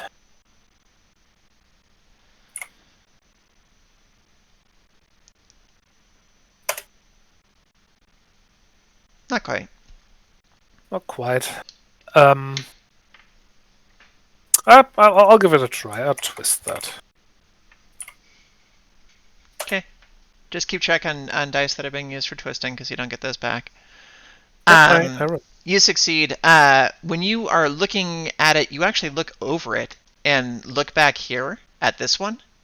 Its attention, it's difficult to perceive because it's already looking at you. Like it wants to be charging directly at you.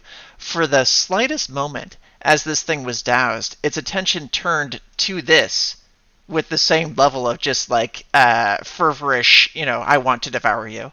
And then as its heat and color came back, it again redirected to you.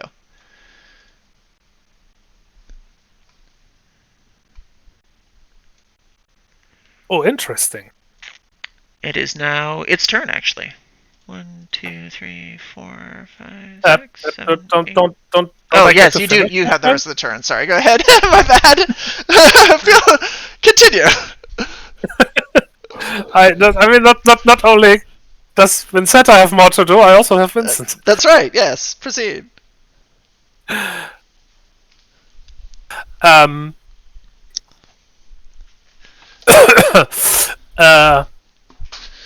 Right. So Vincetta will call out. I think these things will go for anything that's colder than themselves. That is at least the impression that she got. And she'll just, since the water didn't seem to do anything particularly good, at least nothing really useful, we'll just regular attack it. Okay. Wait, that's the wrong window. There's my stuff. I will use... Y'all didn't see this clandestine exchange, but I just brought cake to Alex in the other room and was rewarded with half of this beet stick. Amazing. Our exchange is complete. Praise Satan! I'm delighted. I'm also delighted with this cake. Well, I would like cake. Me too. Sorry, you gotta pay with beef stick. Actually, I do have cake. I would just have to get it out of the fridge. Something beef stick for you. Mm-hmm. Well, now I've consumed what's left of the beef stick, and I'm sad that I don't have cake. I got the worst end of this deal. Turns out Yeah, really is. 2 accuracies. Also 2. Sorry, I had to look up all my stats. No worries. it turns out you can't have your cake and beef it too. No. That is just a 12. You missed by 1 if you want to twist that. No, I'm that by already. I don't want to run really low on medium in case I need it. Mhm. She's got 1 more. Let's try again. It gets even worse. Mm-hmm. Never mind. Who's holding y'all's inkwell? One of you has one.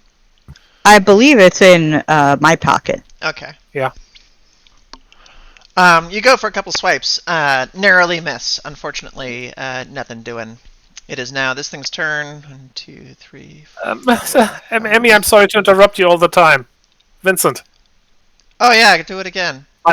my other half. Do it again. Well, actually, Leap over the back. That is exactly what I was planning to do. Hell yeah.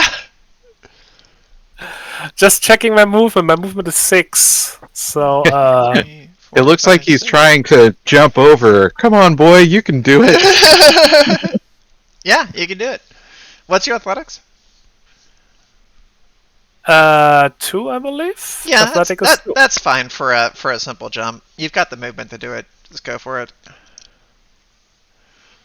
All right. So, yeah, he's jumping. Probably actually putting his paws on Vincenta's back.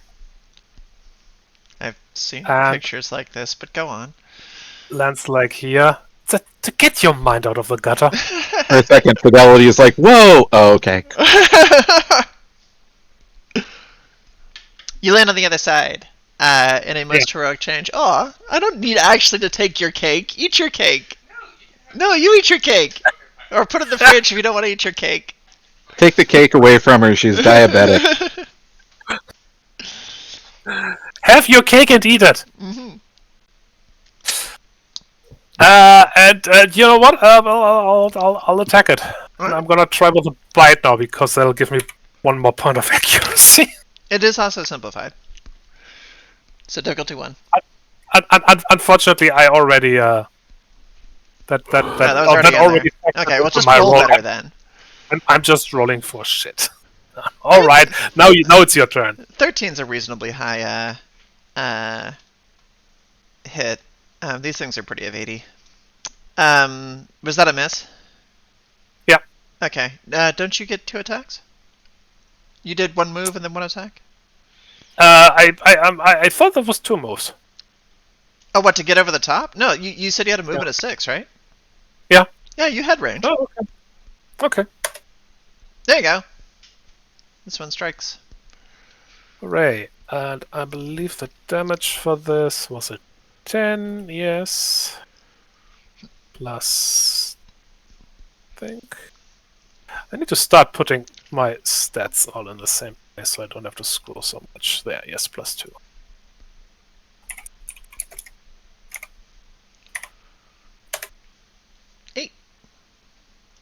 Unless you have shenanigans.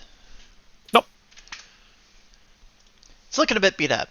Now can this thing go? Gosh. Yes, now it can go. 3, 4, 5, 6, 7, 8, 9, 10. I got it. Zoom! It goes directly toward Vincent over here via the shortest route. And this thing, as it jumps up, you kind of expect the foot claws to come out, but instead it opens its mouth and this centipede-like tongue snakes out fully as long as the body, almost as though animated with its own mind, and just goes for this kind of vicious bite at the neck.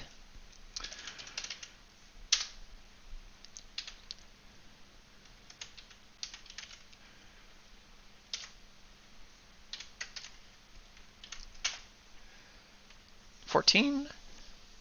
That'll hit. Okay. I think I might like to endure this. Okay. No, wait, that wouldn't get me out of it. Never mind. Yeah. It goes for the damage.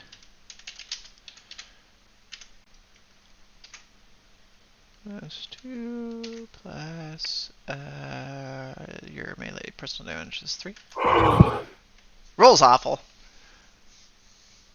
Well, at least I'm not the only one. Yep. But as it grabs hold of you, you feel this kind of resonant connection between the creature and yourself. And it will attempt to use brushwork, which is not a thing that you have necessarily seen other notions do before. But it kind of pours out of these sort of flaming frills along its back, and takes shape in the air as it's again painting some concepts. And it is going to try to paint. Let's give it something burny. Like a weekend? Do do do do do do do do do do. Heh. It took me a minute.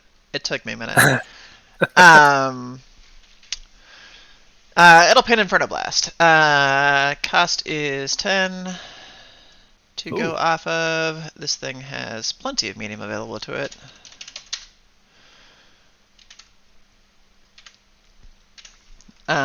It is going to saturate it, so it's going for 12. Got there. Damn! Question. Can you use a stroke if it's not your turn? No. Okay, just curious. There was actually, I really wanted that to be a thing, but I was really sort of worried about the overlapping elements. Okay. Like timing-wise. I only asked because I have Remix, which I think lets me draw medium out of an attack, and I wasn't sure if I could use it like a counter spell or not. Yeah, I know. Okay. But if this thing were to linger, you could. Painter unleashes wave of intense flames that radiate outward in all directions, burning anything they touch. This is a large Nova, so it is going to hit everything around it by... I'm going to put it right here. And that will be...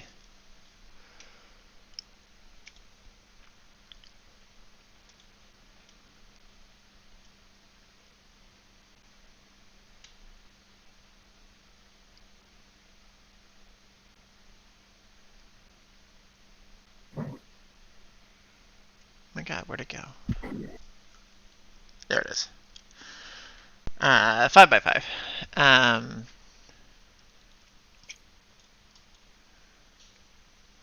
1, 2, 3, 4, 5. Bloop. So it's actually going to grab everybody in this area. Oh, crap. Okay. Including its allies. The allies are immune to fire. Am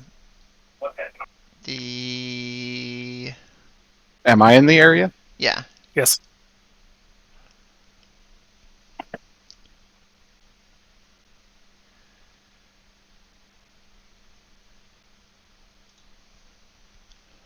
Your save on this for everybody else is going to be a dodge save at difficulty 3 against Vincent. Because he got snagged by the tongue, it reduces or increases your difficulty by 1. So difficulty 4. What rolls for a dodge save? I want to say that's body perceive. Let me look again.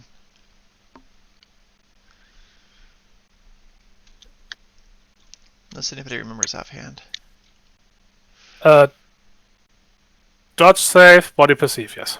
Yeah, then you're just adding your dodge save to it. Hell yeah. Uh, Yay! 13.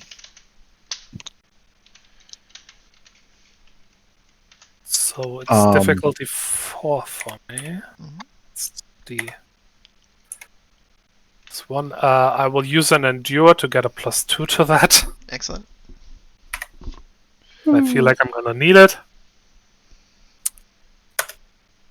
So what happens? Can you go down to a D4? Yeah, you can go down to D4. Okay. I have a note here, and I've got +2 evade to non-attack rounds. +2 evade to not attack rounds.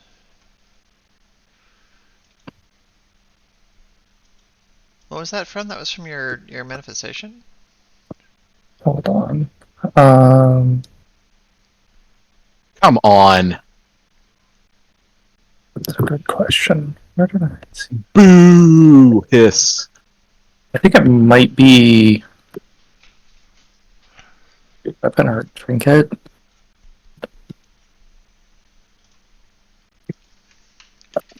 Those of you who did not successfully dodge, take 10. And then roll another dodge save at difficulty 2 or catch on fire.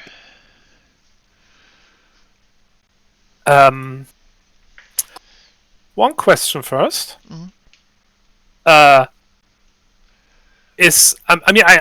I'm assuming yes, but do I have to roll a second time for Vincetta? Yeah. Okay.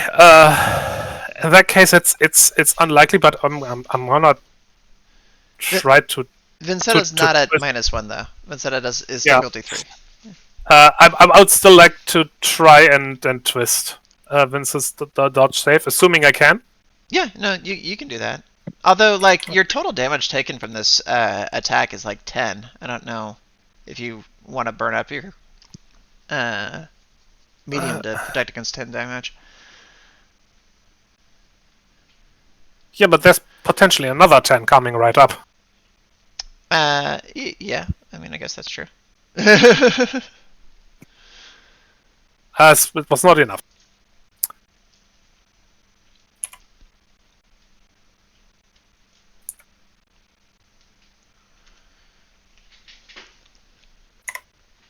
I'm sorry, what's the next roll? It was just another dodge save to avoid catching on fire. Vincetta doesn't look better. So it goes down to 1. Dure goes down to 8. Okay. If you failed that second save, the fire will consume you. Oh, right, second save. Is the second save equal? It's difficulty 2. It's an easier one. Okay. Oh. Well. You can re-roll it if you got it wrong. Meh. My rolls are garbage, so They're both on try. fire. Whatever. Both of them are on fire. We hate that for them. Indeed we do. Okay.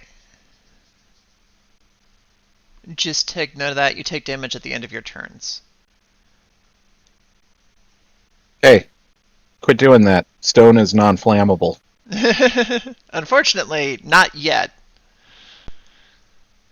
Eventually it will be. Yep. Creature will go for another attack. Oh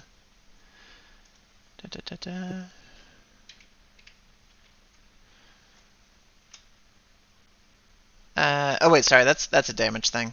That's not the attack. That's the attack. 13. 13 hits. Okay, and we'll just take that damage roll that I rolled since I rolled it. So take 7 from there. That's just the centipede-like tongue just repeatedly like slamming into you.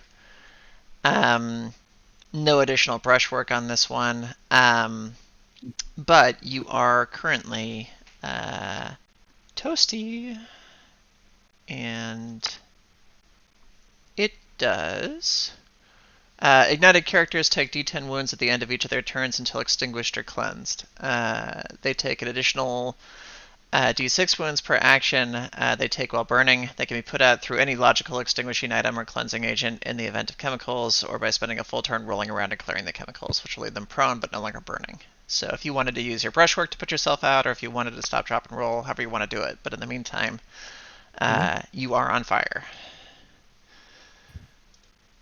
I would like to put in the code to fight Reptile. Nice. Excellent. It is the turn of your messenger friend, who is not doing anything, staying still and being frightened. Fair. Actually, you know what? Having seen what Vincent did, or actually Vincetta did it, I think it may actually give that a try.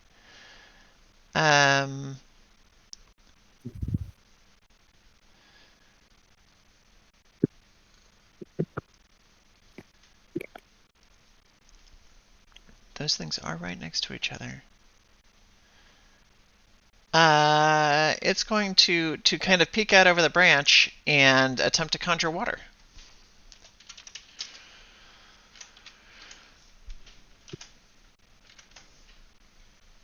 Wow, and rolls rather well for D4s. Succeeds in conjuring water. Again, just kind of pisses this thing off. But on its turn,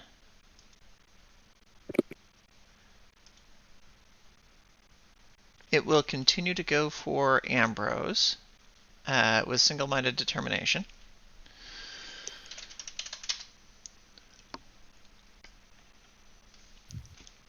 Ambrose is going to come after you with mouth feels. Okay. So that big scuttly tongue will charge up and try to get you. Out of 12. Sorry, that big scuttly what? The tongue's kind of centipede, so it scuttles. Big scuttly tongue. Your first attempt at that sounded like a different word. Oh, okay. Yeah, I also heard big cuddly. Yeah. I also heard cuddly for a second. Oh, I heard scuttly cunt. never mind what you heard.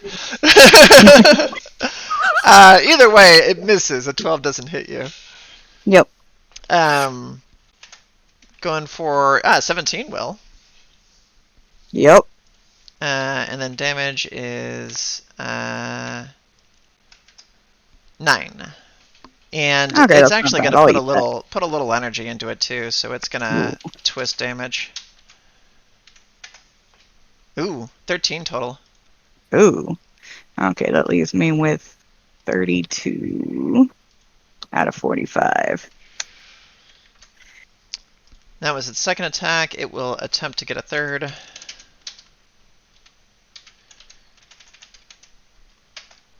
Succeeds. Damn it. Asshole. Goes for the tongue again. Curse you and your tongue! Yeah, this thing is very concerning because at its scale, you kind of feel like you're, fighting another insect thing. It is extremely hot. Depending on which definition of hot you're using, it may actually be both. Fair. Attacks will miss, will twist, will hit. Yep, that hits. And then damage.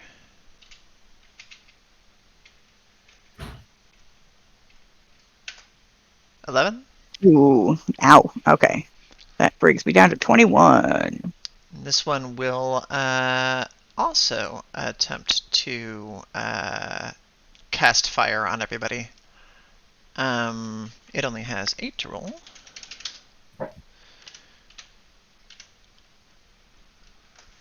We'll get there. Yeah. Jesus. 13 damage. Everybody roll your dodges. Ambrose, your dodge is difficulty 4. Everybody else's dodge is difficulty 3. Okay. Roll D8, D6 plus D8 plus 2. Whew, 12. Make it. Do I roll d4s or d6s on a twist? That does I not make. think on a twist you're still D4s. I'm pretty sure it's What was your it, Dragon? brushwork that's different. Unless I'm wrong. I'm sorry, John. What was that? Oh, I was asking what you were saying. Oh crap! Ignore those rolls. That was very wrong. Oh, okay. I'm checking to do those Sulu again. here. Yeah, you roll D6s for brushwork. That's what I thought. Yeah, at level 11, you get a D6 when twisting for medium. You also don't use it up if you roll a 6 at level 11.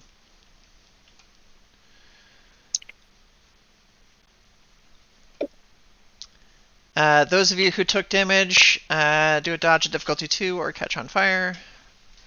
I already am on fire. If you're already on fire, don't worry about it.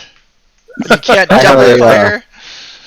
I have a 13. Do I catch fire or do I No, you get hit? save on 13.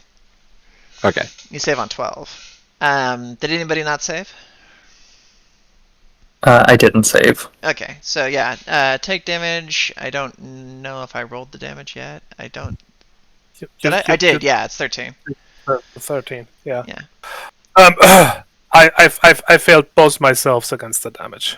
Okay. Yeah. So take the 13 if you're taking damage. If you're already on fire, you can't become double on fire. Mhm.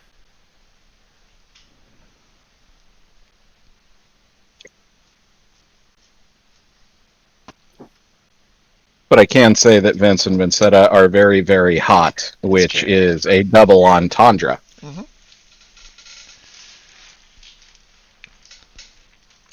That is its turn.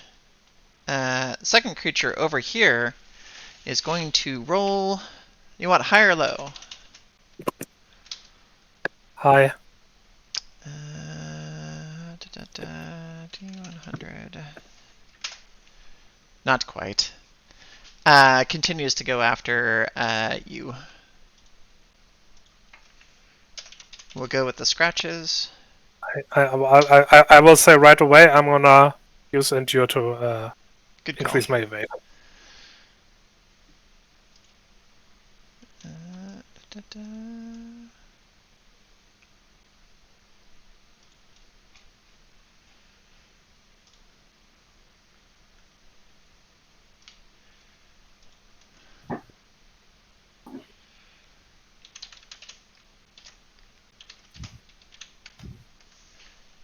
We'll get a 10. That misses. That does miss. We'll attempt a second attack. We'll get a 15. That hits even with the endure thing. Then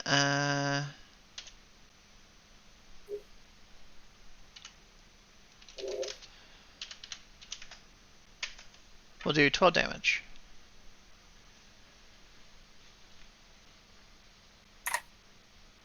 I am at -5 health. Oh no! Oh no!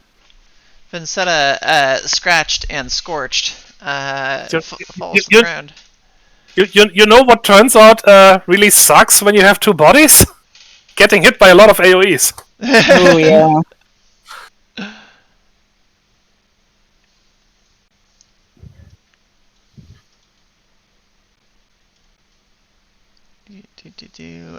Vincetta falls to the floor, injured. You feel this kind of like active like disturbance in your overall connection, where it's almost like having one eye closed at this point. You can still kind of function, but like it's impaired and not doing super great. I think, unless you have a shared agent pool, unless we both go down. It says unless it changed and I didn't notice it. It says they have a shared health pool, so they Okay, so should they both both go right? down, yeah. So you feel this kind of stagger that happens over here too, and all at once, even though it looks like Vincent didn't necessarily take as much damage, also kind of falls to the floor. Fidelity, you kind of see this occur as you're trying to actively bat fire off of your fur. as they both kind of sink down into slumps of stone. It's like Vince.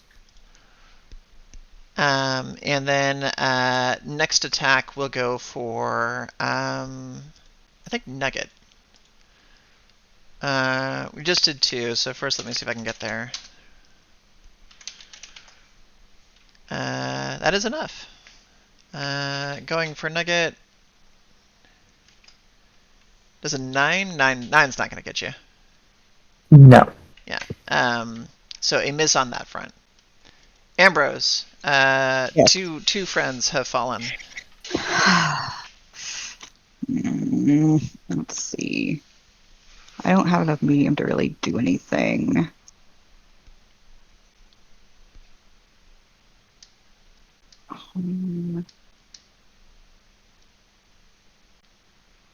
Oh wait, I was wounded last round, right?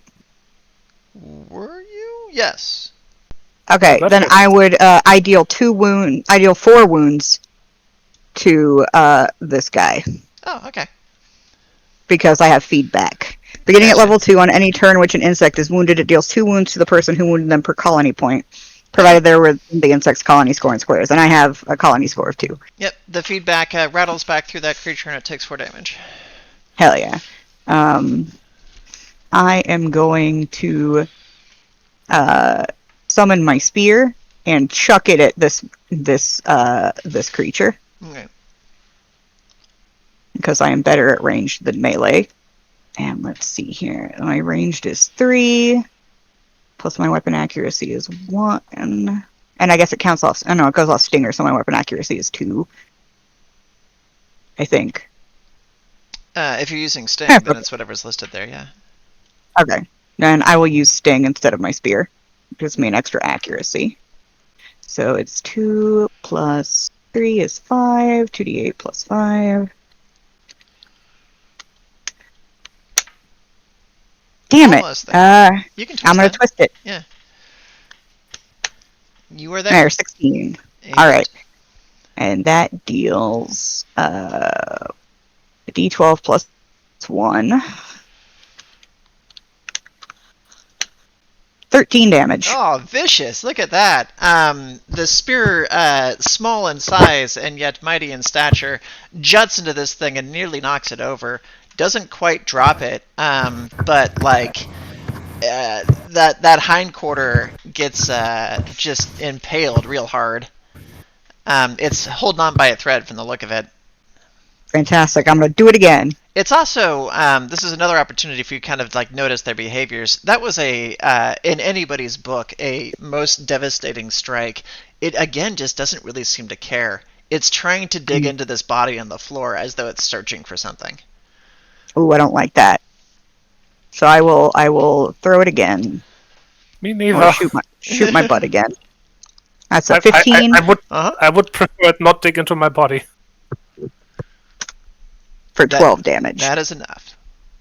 This is because you didn't treat yourself with bleach, and now the bugs are gonna crawl into your butthole while you sleep and lay eggs in your man mud. And then let me see if I can bite the one in front of me. I hate Nope, I don't everything make of what you just said. Yep. That's my turn. What was the 2d10 there? To see if I could attack a third time. Oh, okay. To bite the one in front of me. But Okay, so I you did not killed make this it. one. Did you can twist that downward. Like you could twist in either direction. Oh. There's still a medium left. Yeah, I still have. I only have 1 medium left because it regenerates at the start of my next turn. Yeah. So I mean, I'll hold on to that. this thing has 9 wounds worth. I don't know. Your tactics are your decision, but I would personally take the risk because a good Yeah, attack will fuck, drop okay. this. okay. Come on, -4. Oh, Damn it! No! The DM wins again. All right, that's my turn.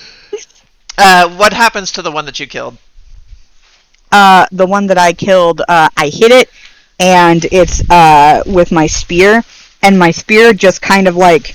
I'm very glad Lauren isn't here as I'm describing this because I'm basing it off of when I had a cyst popped at the hospital. It begins to honeycomb outward, as its flesh becomes like these little hexagons as it spreads, and then it just kind of melts into a mess on the floor with all this hexagonal pattern. Wow, That's that just happened kind to of you at a oozing honey hospital? out of it. Holy shit! Well, I mean that didn't happen, but it was. I was informed they were like hexagonal wounds that they had to like pop, not to be too gross. But Nugget. that was a fun summer, let me tell you. Your summers are different from mine. I'm in San Diego. Okay, so I have a couple of questions. Number one is about casting my fireball. It says it's equal to my no escape score, is the damage radius. Oh, that's interesting. That's just a I have a typo. Yeah. Is it primordial? Yeah, it's your primordial score. Let me Okay, write cool. a note down there. And then fight and flight. I was going to ask about that +2 evade on non-attack rounds. Does that count for when people are attacking me? Yeah. So Okay. on rounds where you haven't attacked, like, so if you're using an attack, you give that up because you're holding still to attack. If you've only moved, you Right. get that +2 evade. Gotcha. Cool. Okay, yeah, so this guy over here, I kind of want to shoot a fireball at him. Where was the no escape written at? I'm trying to find it here so I can fix it. Oh, it's in the Listen Study, level 3,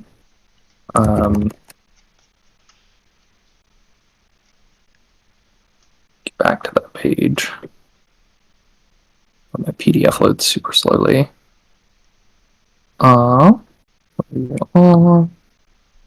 Page 130, level 3, fight and flight. That's weird. That's not written on the document here. If you're going to get level 3, though, instance studies gain +2 evade on rounds where they do not use attack actions. Brushwork is still allowed. That's all that's written on mine. Yeah. Oh, are you asking about the typo? Yeah. That's on the previous page, level 4. There it is. I see. Yeah. Okay. Yeah. Okay. Thank you. Go on.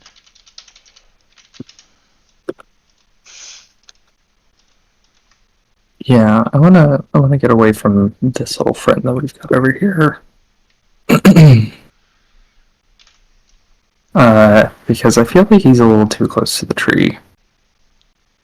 So I'm gonna fly like over here and then shoot this guy in the butt. Okay. As you are With, trying to leave this thing's range, it does get a swing at you.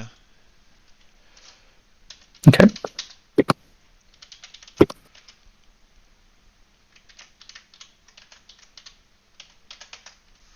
$11. I think that misses. My evade's 14. Okay. Okay. And then, yeah, I'm going to use 2 of my blood points to attack this guy over here. And... Right for that. Hold on.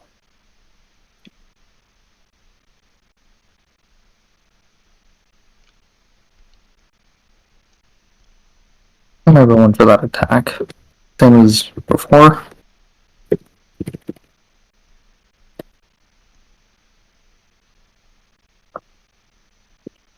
What was that?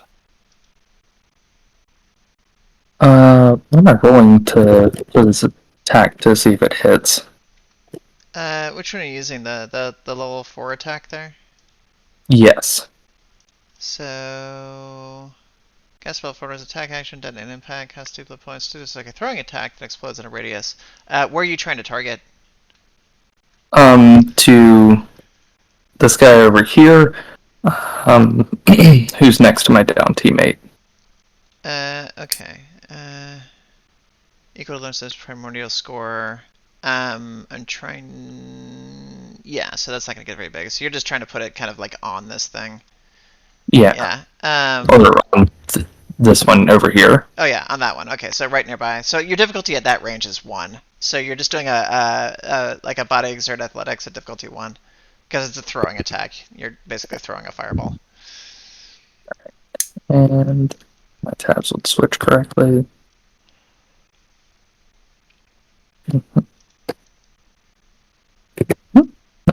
It might even be less. Let me see if there is a 0 on that. I don't think there is, but. Oh, wait. That was supposed to be a D10, not a D6.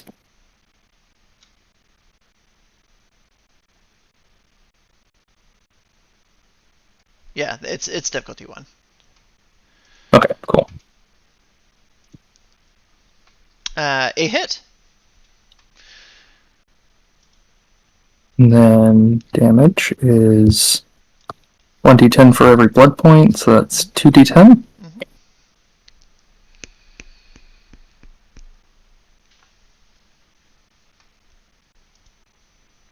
Would you like to twist? Yeah.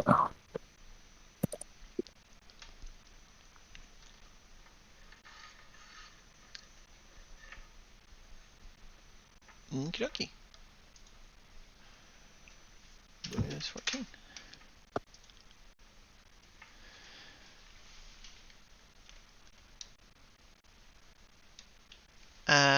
That is a hit.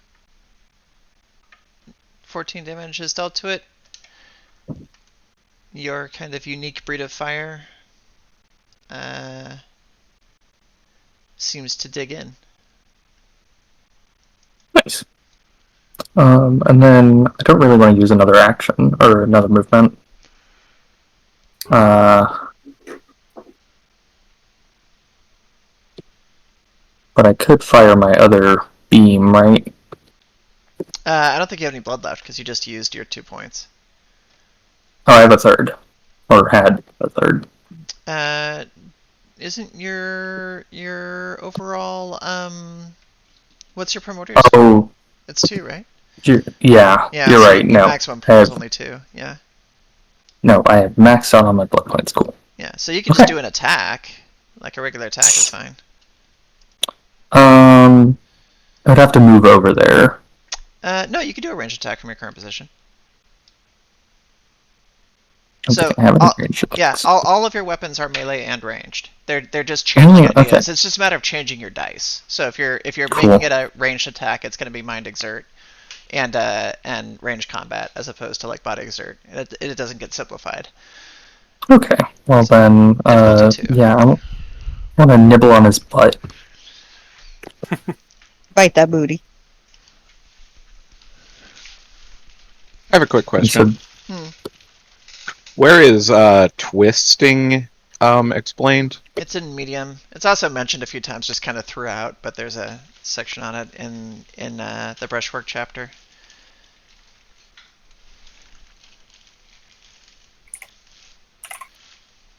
And I think that's there's not it. a brief aside elsewhere. Nope, that is a miss, unless you're gonna twist it. No. Yeah. I'm gonna just try and attract its attention. Evelyn, you see a melee that is taking place. You can also see that from your current position, it's hard to see Vince because he's behind a rock, but Vincetta is on the floor and not moving. And there is some bright, fiery creatures that are feverishly attempting to get the party. All right. I will begin flying my way forward. Because my no escape score is 2, I add that to my movement. So that's 5, and then I triple it, so 15, because I'm flying. Whee! So 1, 2, 3, 4. For some reason, roll 20 is really laggy for me.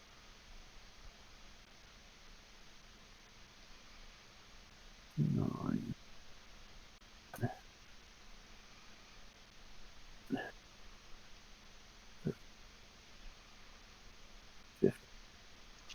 Alright, and I will, for my second action, I'll flick a wing and shoot a feather dart at this creature. Okay.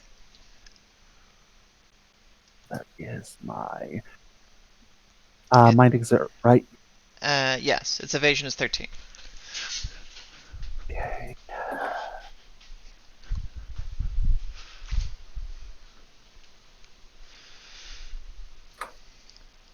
Oh, fuck, sorry. Sorry, while I was waiting for my turn, a wave of drowsiness just washed over me. It's because you had an exhausting narrative earlier. That I benched you. I'll spend a medium to twist. Okay. And make that a 13. A hit. Alright. Now.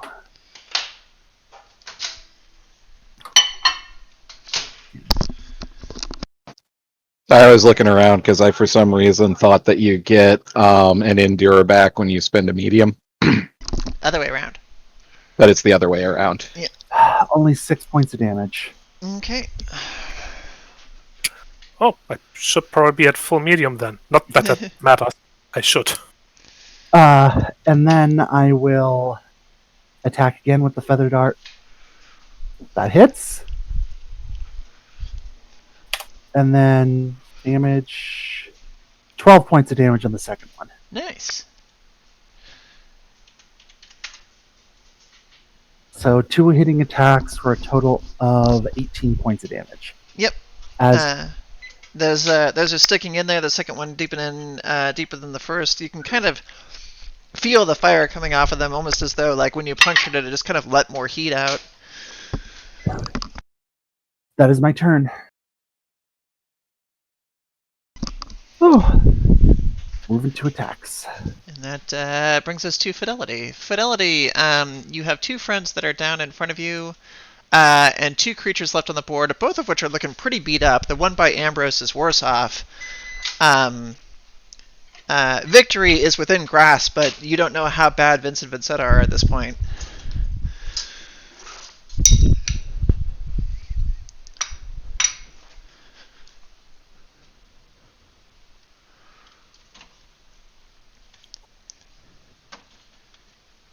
Fidelity? Sorry, I had my headset down. Oh no. Did you hear Our headset up. my I did. stirring narrative? I did, and my response was that while very concerned with their condition, I don't believe I can help them while there's still a creature rooting around in their guts. Oh yeah, and it's going for it. So horse move here. I like horse move. And then I just need to find, excuse me, my attack roll. 19. Oh wow. Uh-huh. No, just roll like that for damage. Yeah, let's make that a little bit easier. Because I'm gonna buck. Which I should have done last round. I'll be applying my kick damage twice. Mm-hmm. And doubling my PDB. Damn. Nice.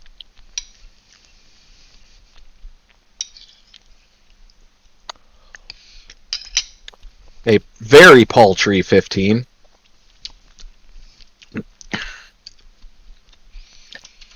I'm gonna. Only 3 left.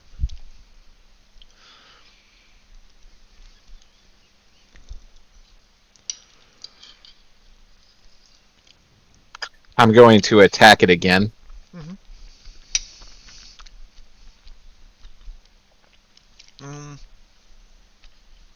You miss, I'm afraid. I'll twist. Yeah. That'll hit it. Not Yay. willing to give up. You go in with everything in the second attack. This thing is fixing you with a gaze as its tongue is just like trying to get into like the center of this mass in there. It's looking at you with these like feverish eyes, like shaking eyes, and like the feeling that you're getting off of it is not because you can kind of communicate with them. Like there's no. It's not having a conversation the way that the other creature was, but it is beaming kind of thoughts everywhere. And right now, its thought is less, don't hurt me or anger or anything that, but more the desperation to finish before you can stop it. It's upset that it might not be able to get to what it's trying to do. Yeah, I'm upset that it might get to do what it's trying to do. So I am going to take a third attack, endure to bump it, or to whatever the term is in the book that I've forgotten. Ensure my third attack, whatever that term is. Yeah. Did you do damage for the one that you just hit on though? 'Cause 13 damage. Oh yeah, no, it's gone. Like yeah. Oh, it only had 3. Dead? Yeah, it only had 3 left. On your second attack, you killed it. Oh, okay. Well, then I won't be doing that. Give me a second. To put my endure back up by 1. Wait, nope. Yeah. How would you like to do that? It only had 3 wounds left. Oh, okay. And I'm just leaping, like just pole vaulting over Vincent's Vincent's body, landing with a hoof on the back of the thing's head, and then a second hoof on in between its shoulders, and just taking it to the ground with a crunch. And then with my last action, I will try a medicine test to stabilize Vince because he's closest. Were you not on fire? No. Okay, I must have just remembered that wrong or something. Okay. I passed all my fire tests. Okay, cool. And I didn't get hit by the second at all. Mm-hmm. You are. I'm pretty sure I should have wounds on me, though. I didn't hear how much damage the first fire attack did. The first one was 10 damage. Okay, so I'm at 45. But I passed my no set on fire test your catch on flame fire test. Yeah, okay. You have one more creature left over. You're going to try to stabilize Vince here? Yeah, I figure everybody else converging on that guy is going to make him not long for this world. I know I hit him like a truck earlier, and I should have used my double damage thing on that, because it would have hit both of them, but a tisk. I forgot about Buck. It wasn't apple bucking season yet. Well, I don't think Buck would apply to a technique. Techniques are unique things. They're not attack actions. Oh, okay. Yeah. Well, then I feel a lot better about it. Yeah. And less. Go ahead and roll your medicine check. Difficulty All right. 2. I mean, actually, this would be body exert? Usually it's mind exert. Nah. I tried. Let's see. My medicine is nothing, so. You once again find yourself in a situation where you're trying to stop somebody who is bleeding out and have no fucking idea what to do. It's alright. I've got magic for this. This keeps happening. D8 plus 1, D6 plus nothing. Bloop. Yet somehow this time you pull it off. Did it roll for you? It still hasn't processed on my end. So you rolled a D16, which is How did I do that? Probably not what you meant to do. No. Okay, so I'm going to keep that 7 and just re-roll the 6 properly. Okay. Hey! You're still good. I didn't even register that as rolling because it doesn't show the die on the 16. I meant to put 1d6 instead of d16. Vince, because you are being stabilized by a friend here, I am rolling a d10 plus 1 on your potential injuries as opposed to a 12, which means it's very unlikely that you could die from it. The result is a 4, which I don't think is that awful. What is a 4?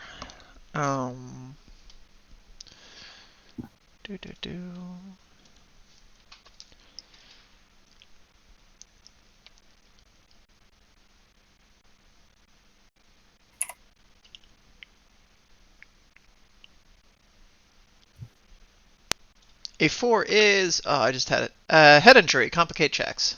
You had just been thonked in the noggin. no. And are not feeling great about it. There will actually come a time that you're immune to these, too, but not right now, I don't think. I would remember that. You feel yourself kind of coming around, feeling pretty awful, but and the world is just sort of dazed around you. But it's not a concussion. It's just a rough injury. But it is making it hard to focus on things. Fidelity is. So you'd look up to Fidelity, who's working on you furiously, with tears of medium running down his cheek. Come on, you can do it. You're gonna be fine. Hey, do I have to do this for Vincetta too, or is it well, is it one for both? You are actually up with 1 hit point, 1 wound. Hooray. I'm still burning though, right? No, I'm gonna assume that was part of the treatment. Okay, thank you. Well, I mean, Vince, what about Vincetta? I mean, it's collective. Okay. You have 1 hit point pool. Yeah. You're all right. You're scorched and not currently on fire, but if you take another hit, you're down again. Yeah. Okay.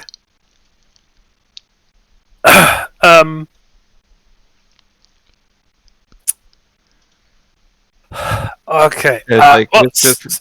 Just relax. They're gonna take care of this.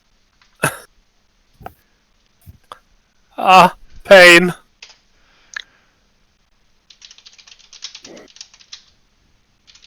Yeah, that's actually what probably both of them are gonna say, like in unison. Pain. It's like, I got you. You're gonna be all right, and I'm gonna give him a kiss on the nose. Aww.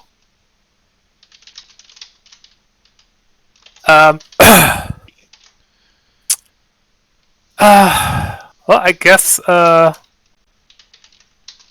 should at least somewhat try to attack this thing. Not getting near it though. Is anybody else on fire? You could cast water upon them. Don't think so. Drip be upon thee. Take my cat water.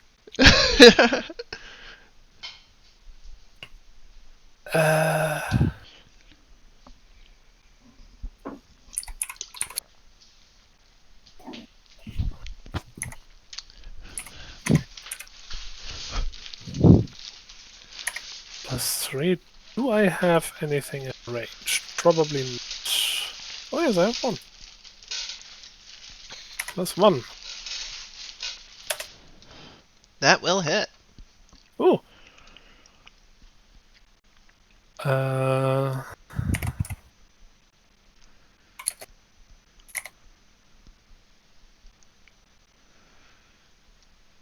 Damn. Fantastic. Struggling up, that was Vincetta. Pulls herself up. Or no, I guess it's whichever, because I only have 1 initiative slot for you. So you take your pick. No, it's Vincetta.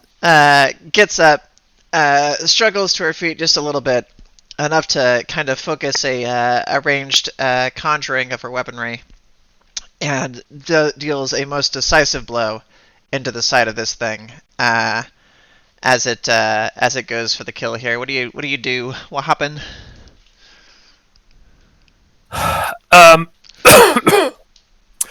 It is a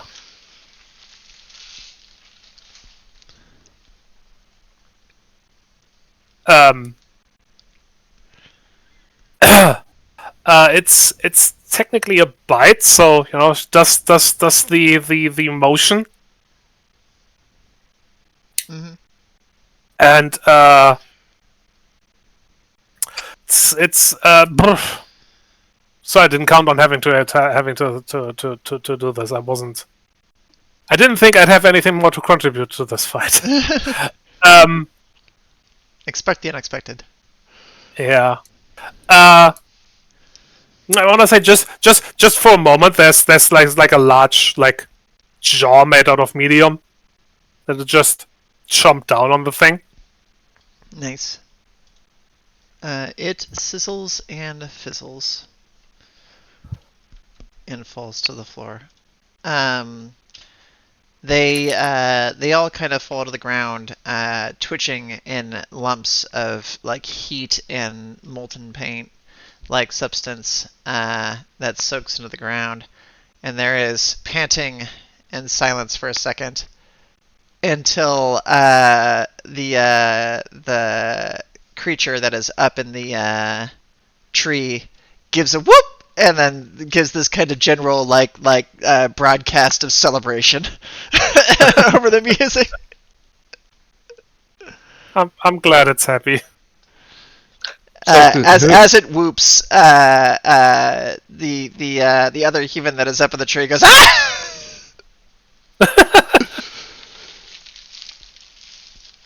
I'll be like, unfortunately, you will have to climb down. This pillar of earth is now permanent. And then I will fly over and start seeing if I can harvest stuff from the bodies to heal people.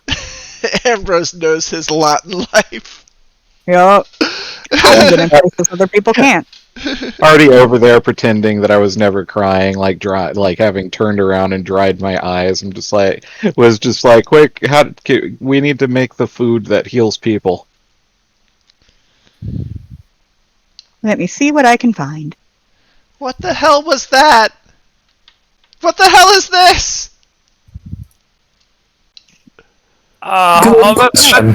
That one is harmless. Don't worry about it. The one over here does kind of drop down out of the tree and stumbles a little bit and is clearly nursing a foot. Hurt, but not terribly injured. It's just kind of walking gingerly. And we'll actually kind of walk over under the area that... Is it Abigail? Yes. Yes. Yes! Yep. Hell yeah! Abigail is on and looks up, and out of the back of its pack pulls out a little inkwell and kind of cracks the top. And there's this like silken masculine voice that says like, "Leap into my arms." One, this thing has no arms, and two, this is clearly like a romantic kind of like recording, quote unquote. But you can tell through the music that it's attempting to get her to come down, and it will try to catch her. But like that's the closest recording it can provide. I'm gonna go over there and just like, here, I'll help you down. I fly down and turn to my usual form, and I'll say, "Is everyone all right?" It's like, no. No. This is why we don't go screaming in the woods.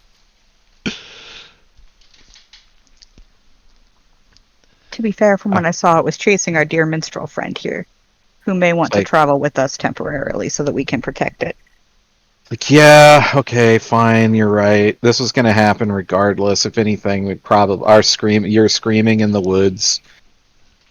Probably just let him know where he could be safe.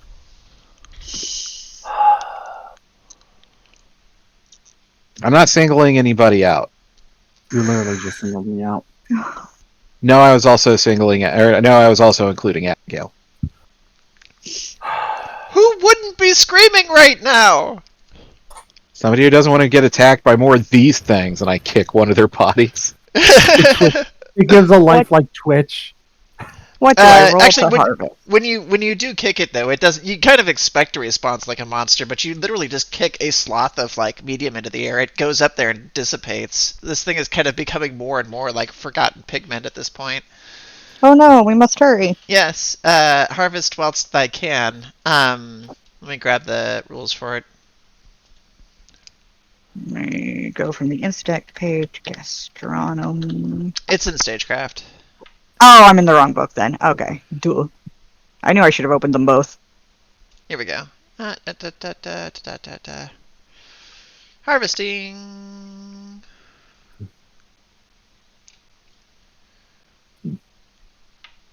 standard creature.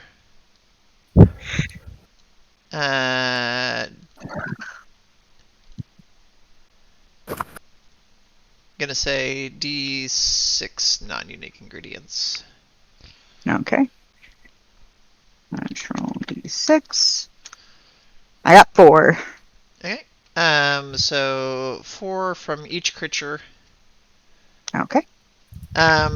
You can grab kind of anything you want to from here, except for milk and fat. They're pretty sinewy. Okay. Let me get back to the page. So if you want to find something that you can build with those, Yes. your injury restoration stuff is over in meals, and I don't know if they've got one that doesn't use a special ingredient. Alternatively, if you can't produce something that's going to cure the injuries, you all have probably figured out at this point that if you just hang out around the Saley for long enough, you'll feel better. Oh yeah, that's right. That's true. I'm going to look just in case. Sap and leaf. So Abigail come down out of the tree. Yeah, fried crispy meat is going to require a unique, which I think you... Do you still have a unique hanging around in a pocket somewhere? No, we sold that for the bento box. Oh, right. Yeah. No, we didn't sell it for the bento box. We sold it for an extra, 50 coins. Okay. I think you've got... let me see what the other one is here. Heal energy for hours or 5. Healing takes an hour. Organs and beans can do it. 2 organs... that's going to take some leaf and some sap, so you're going to have to forage for a little bit if you want to find that, but you do have enough organs to do it. Okay. Fuck. It's gonna take us forever to find leaf and sap in a forest. And it's going to be a little rough, yeah. Yeah. Anybody who wants to assist with foraging, just go ahead and do a body perceive at difficulty 1 on account of you are in a forest. What was the name of the food? Organs and beans. Thank you. There we go. 14. Okay. You're able to dig up what your chef thinks that you will need to pull this off. All right. 2. I'm going to think from 1, I'm going to get 4, or I get 4 from each, right? 4 regular ingredients from each body? Okay. So from the first one, I'm going to take 2 bone and 2 organ. From the second one, I'm going to take 2 skin, if I can. I don't think skin was one you said I couldn't. Yeah, skin's fine. Take 2 skin and 2 blood. And from the third, I will take 2 more organ. And, let's see. No fat, no milk. I will take another bone. Another 2 bone. Bone is used in a lot of things. So we will go 4 bone, 4 organ, 2 skin, 2 blood. Well, but we are down to 2 organ because we just used 2. We're going to be using 2 to cook. Yeah, do your roll. So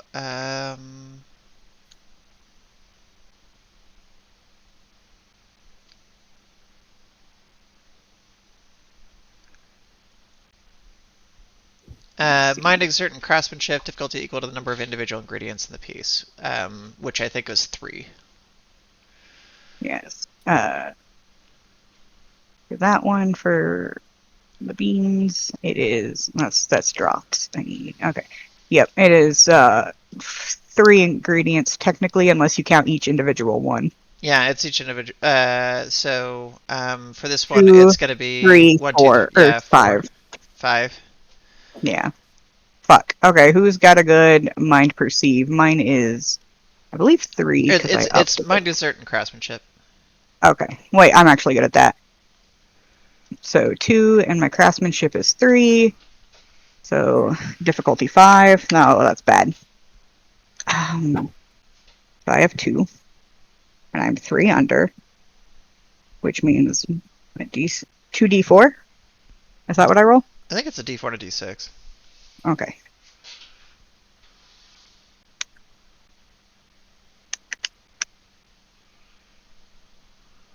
Come on, baby. Nope, and I can't twist that to get it high enough. Does anybody have any medium left? I have one. I'll give it to Ambrose. Okay, and your buddy over here can also assist because he helped out last time too.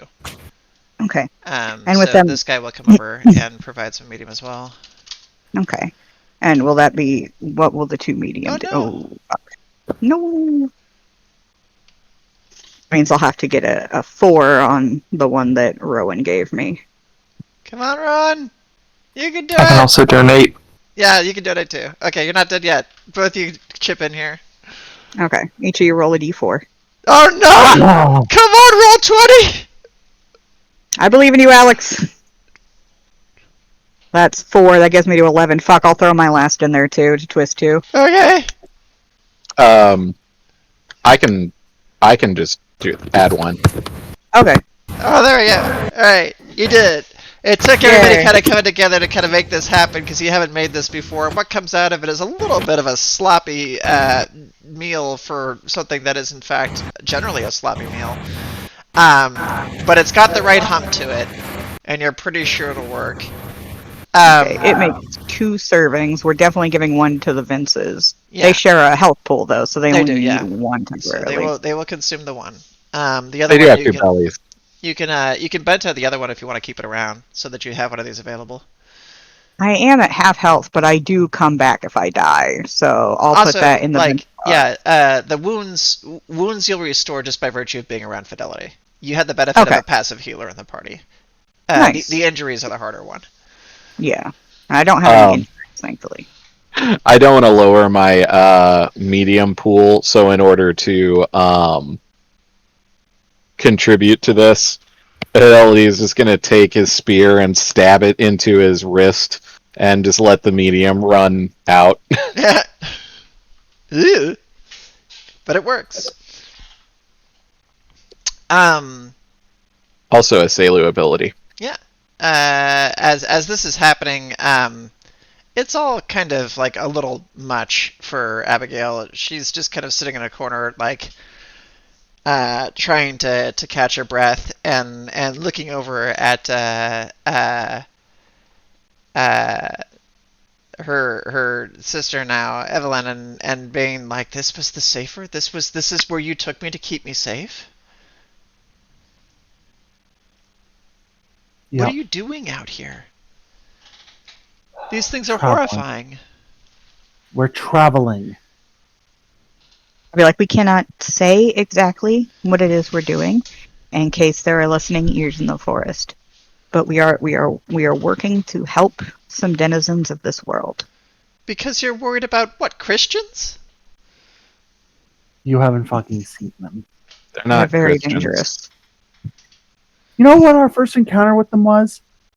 2 children, one riding on top of a giant. Also, she was a little girl and pregnant, who sacrificed her life in an explosion to repent for her, quote, sins. That is the dangerous people we're talking about. They turn children into weapons, as far as I know. And they are very dangerous, and they are a conquering force, which want to subjugate the free people of the Gallery. And this They is said- this is what it's not Victoria. It's not Victoria. Virginia. It's Virginia. If I actually have my notes open now so I can look at it and remember. This is what Virginia's here to do too. How do you know she's still alive? Because I talked to her. I got myself in debt to a godlike entity to do that. She's on another continent right now. What's going to keep her still alive, though? This is in the span of 5 minutes. We just got attacked by 3 whatever these are. That this one's cooking, and you're not going to eat that. They must in order to heal. You're gonna eat that? Yeah. Ambrose is a very good cook. If it heals me, I'm gonna eat it. It's like, hey, are you doing okay? Do you want me to? Is there something I can do for you? A pillow? I can run get you some water. I just want to go home. Not you. Oh. Like, you didn't. Wow! It's like you just chill out for a second, okay? You didn't get hurt. I can't argue with that. Did not get hurt. Other than, a few scrapes trying to get up this tree. It's like, Evelyn, do you want me to send her home? I don't want you to have to waste your favor. It's not a waste. She's freaking out.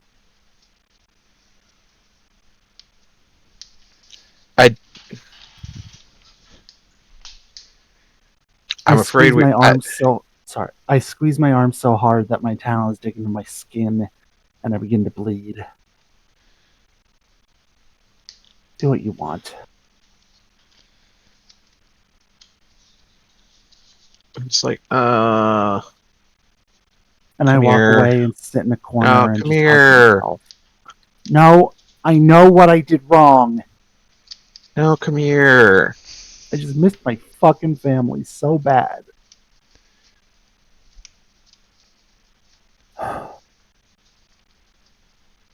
It's like, I'm not Vince. I can't be in two places at once. Come here. I can't. I gotta comfort both of you. The three of you. I don't need comforting. Yeah, you do. Come here.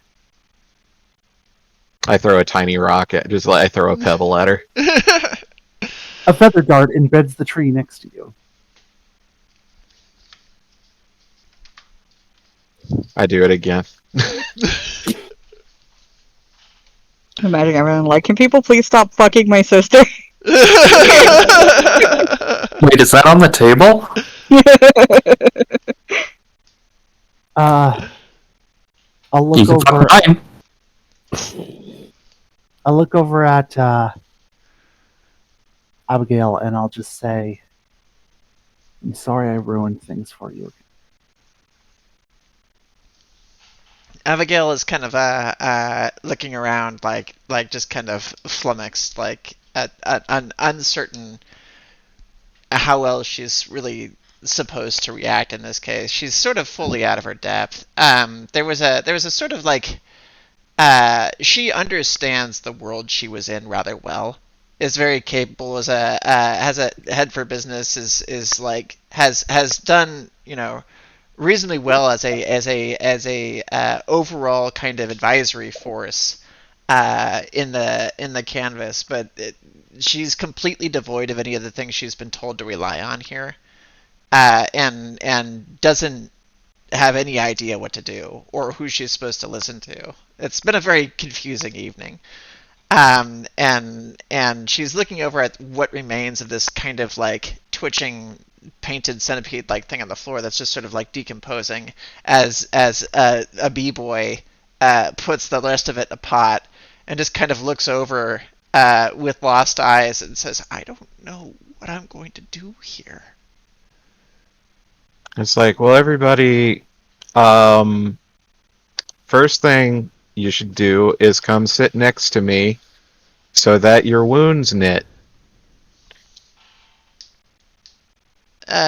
She kind of looks at like the scratches on her hands and stuff because nothing's like particularly that rough, and for lack of any argument at this point, because it's been a fucking day, she kind of walks over, and this thing begins to fade, and she's just like, sure, of course, why wouldn't that happen? It's like Nugget, Ambrose,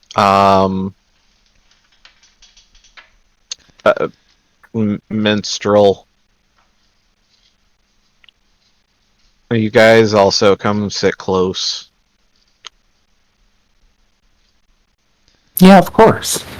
Yep. I Nugget will goes come over there over. and wraps around him. I am going Like, oh, to. okay.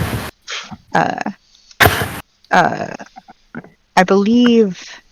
Who had the bento box in their pocket? Because I've got the inkwell in mind. Somebody had the Oh. bento. Who had the bento? No one speaks up. I'm assigning it to Nugget. Yeah, I was about to say, hold on, let me check my bag. No, but now I do. I will. I'll be like, Nugget, may I have the bento box, please? Yeah, of course. Immediately Blah. deletes it from my bag that I just put it in. Nice. I will. I will take out the 3 servings of charred husk soup, and I will give one to Evelyn. I will give one to Nugget, and I will give one to Fidelity. And I will say, eat these. They will make you stronger in case we encounter anything else. Thank you. What it does is, in D10 minutes, you may reroll D4 dice anytime in the next D4 hours. And I will put the extra serving of the oh god, let me tab back over. The You had the beans. organs and beans, Organs yeah. and beans, yeah. I'll put the extra organs and beans in there. Organs and beans. 1 serving. Say again And what that soup does. the soup says in 10 minutes. Hang on, I can just okay. Hang on. Let me find it again. Charred husk soup. In D10 minutes, you may reroll D4 dice anytime in the next D4 hours. So don't worry about the minute thing, because that's just so that you don't eat it right as a combat begins. But like, go ahead, everybody who ate those, roll a d4 to see how many hours you have to use it in, and then roll another d4 to see how many dice you get to reroll. And then just mark that on your sheet. 4 hours and I can reroll 4 dice. Nice. Nice. 4 hours, 2 dice. 1 hour, 3 dice. Oh damn! Get busy in the next 1 hour, Fidelity. Yep. And then I will put the one serving of organs and beans in there.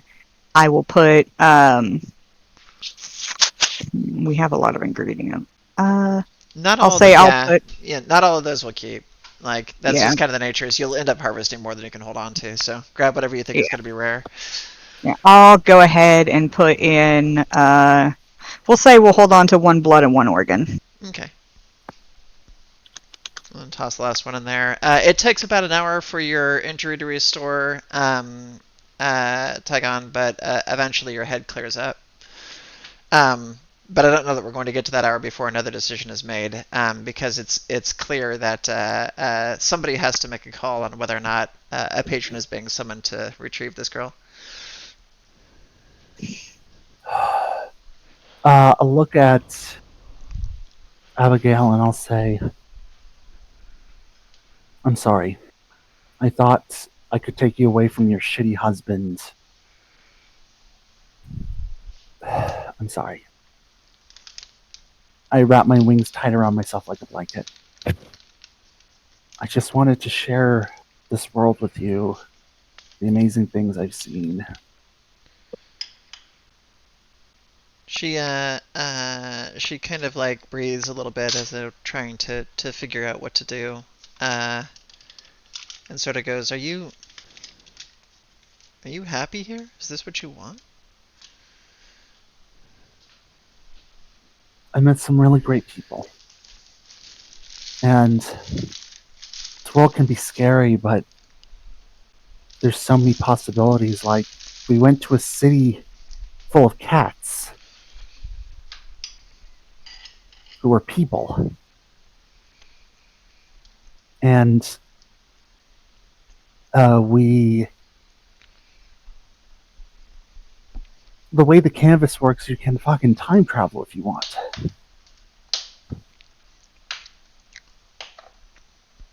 To any point in time you want. Just gotta find a rift for it.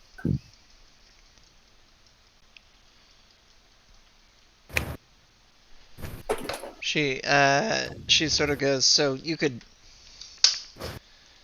I mean, we could go back and tell Virginia not to leave, or warn you that this is going to happen so you don't fall. Possibly. But then I'd go back to living a lie, and I don't think it works like that. I think it's just a slightly different version. Like a different draft of the music you're writing. She sighs a little bit. Why do you want me to go back to that life anyway? I never liked being Bart. It's like, also, I'm pretty sure if you try to go back, Bart's gonna kill you, whether you try Yeah, he to hurt him or definitely not. He would murder me.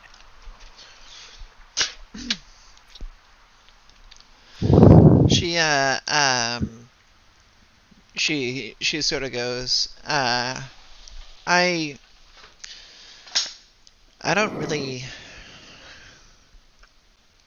I don't think I'm going to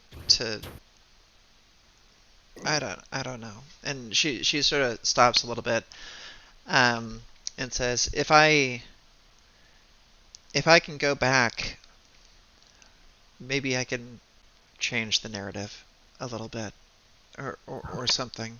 I mean, it's clear now if we go searching for Victoria or Virginia. we're not that one. We're not gonna find her because we keep looking for the wrong damn person. We go looking for Virginia. We're not gonna find her. If I tell the you that's over there, I guess, then, well, I mean, I suppose he already knows I was here. Yeah, I guess that's out of the bag, huh? Well, he did transform into a horrifying monster when I got you.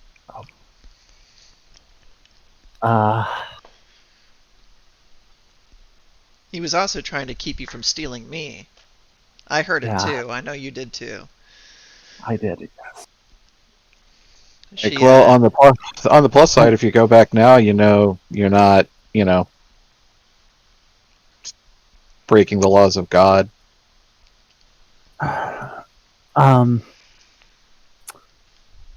First of all, God can take his laws and stuff them up his ass. Gasp. I agree. I like the gasp.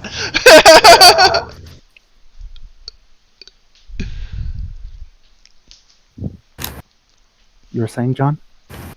Oh, I was just saying that I agree that God can shove his laws up his ass. Because I've met actual gods, and they're very different. I'd like to not get into this if you brought it up. You brought it up. it's like, yeah, well, now I regret it. But no, Abigail, if you want to go back, I'll find a way to send you back. And I understand if you hate me. I'm sorry. She will kind of like walk over before sort of dropping down to her knees and grabbing you in a hug. It's a bit of a trepidatious one. It doesn't really have the same level of genuineness that your other sister had. It's kind of a she understands the mentality behind what's happened. But as was kind of always the case with the older sister, thinks you went about a couple wrong decisions. And isn't really sure what to do about them at this point. She clearly doesn't want to be wrapped up in this, but at this point she is, and doesn't really know, what else to do. She goes, listen, if Virginia's here, I don't know where she is, but you're the only one who can look after her. You gotta find her. And I guess tell her to come back when she can. I can't believe she just ran off like that, but I suppose she's done it before. She's been partying with gangsters and speakeasies for months. We really should have expected this. You were a bad influence. I told her not to do it. She ignored me. She sighs and goes, "It seems to run in the family." Like, yeah, you guys are messy. I go to argue, but then I stop. She goes, "Can you send me back? I can't fight what I just saw. I don't even know what it is. If it finds me going to the bathroom behind a tree, I'm just gonna die."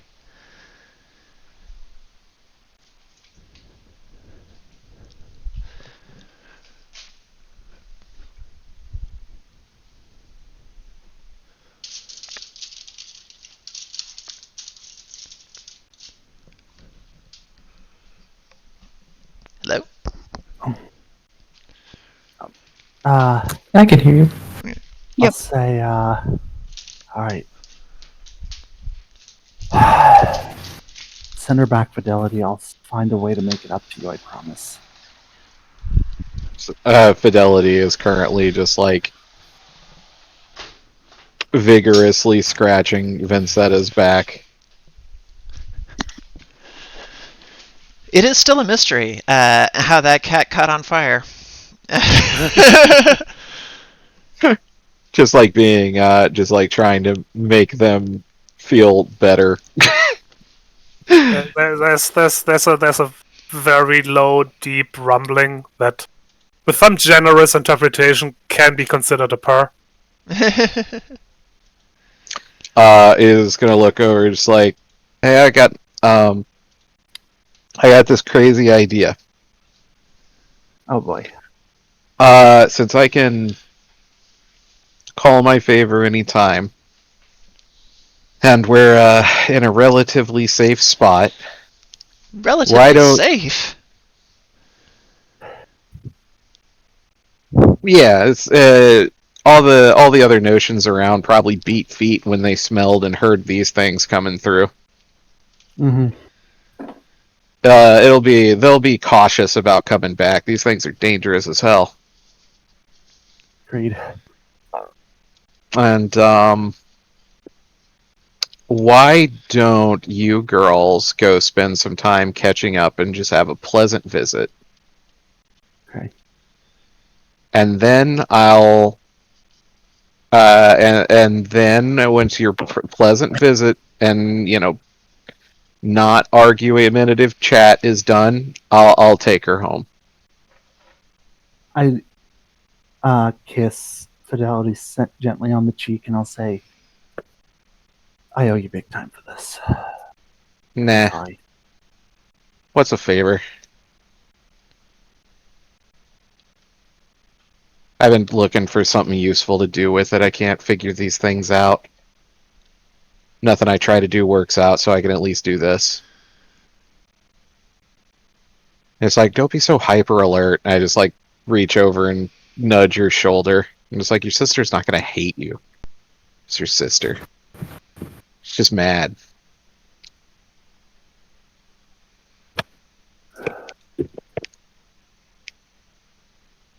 She is your sister. She probably hated you already. Abigail will kind of swallow and kind of like hold her arms. She's clearly just like, she doesn't buy this whole "we're in a safe spot" thing at all. There are the remains of 3 corpses on the ground, and everybody's just finished eating half of them. But she kind of goes. I'll stand for. Oh, sorry, God. Like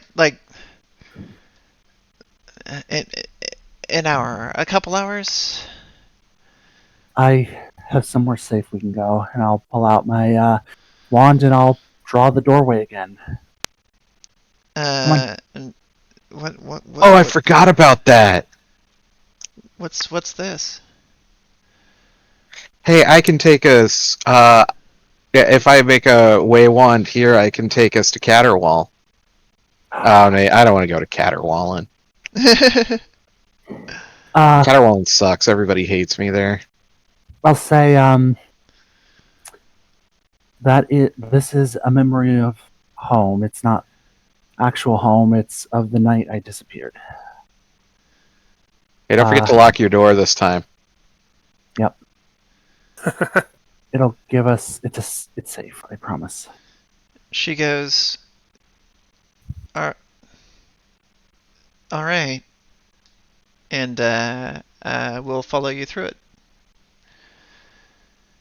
And once we're we'll hold out there because this is going to be a whole big long scene. We already actually went longer than normal. Yeah, sorry guys for taking over. No, it's okay. It'll be a good one for the next time. But they depart into this aperture.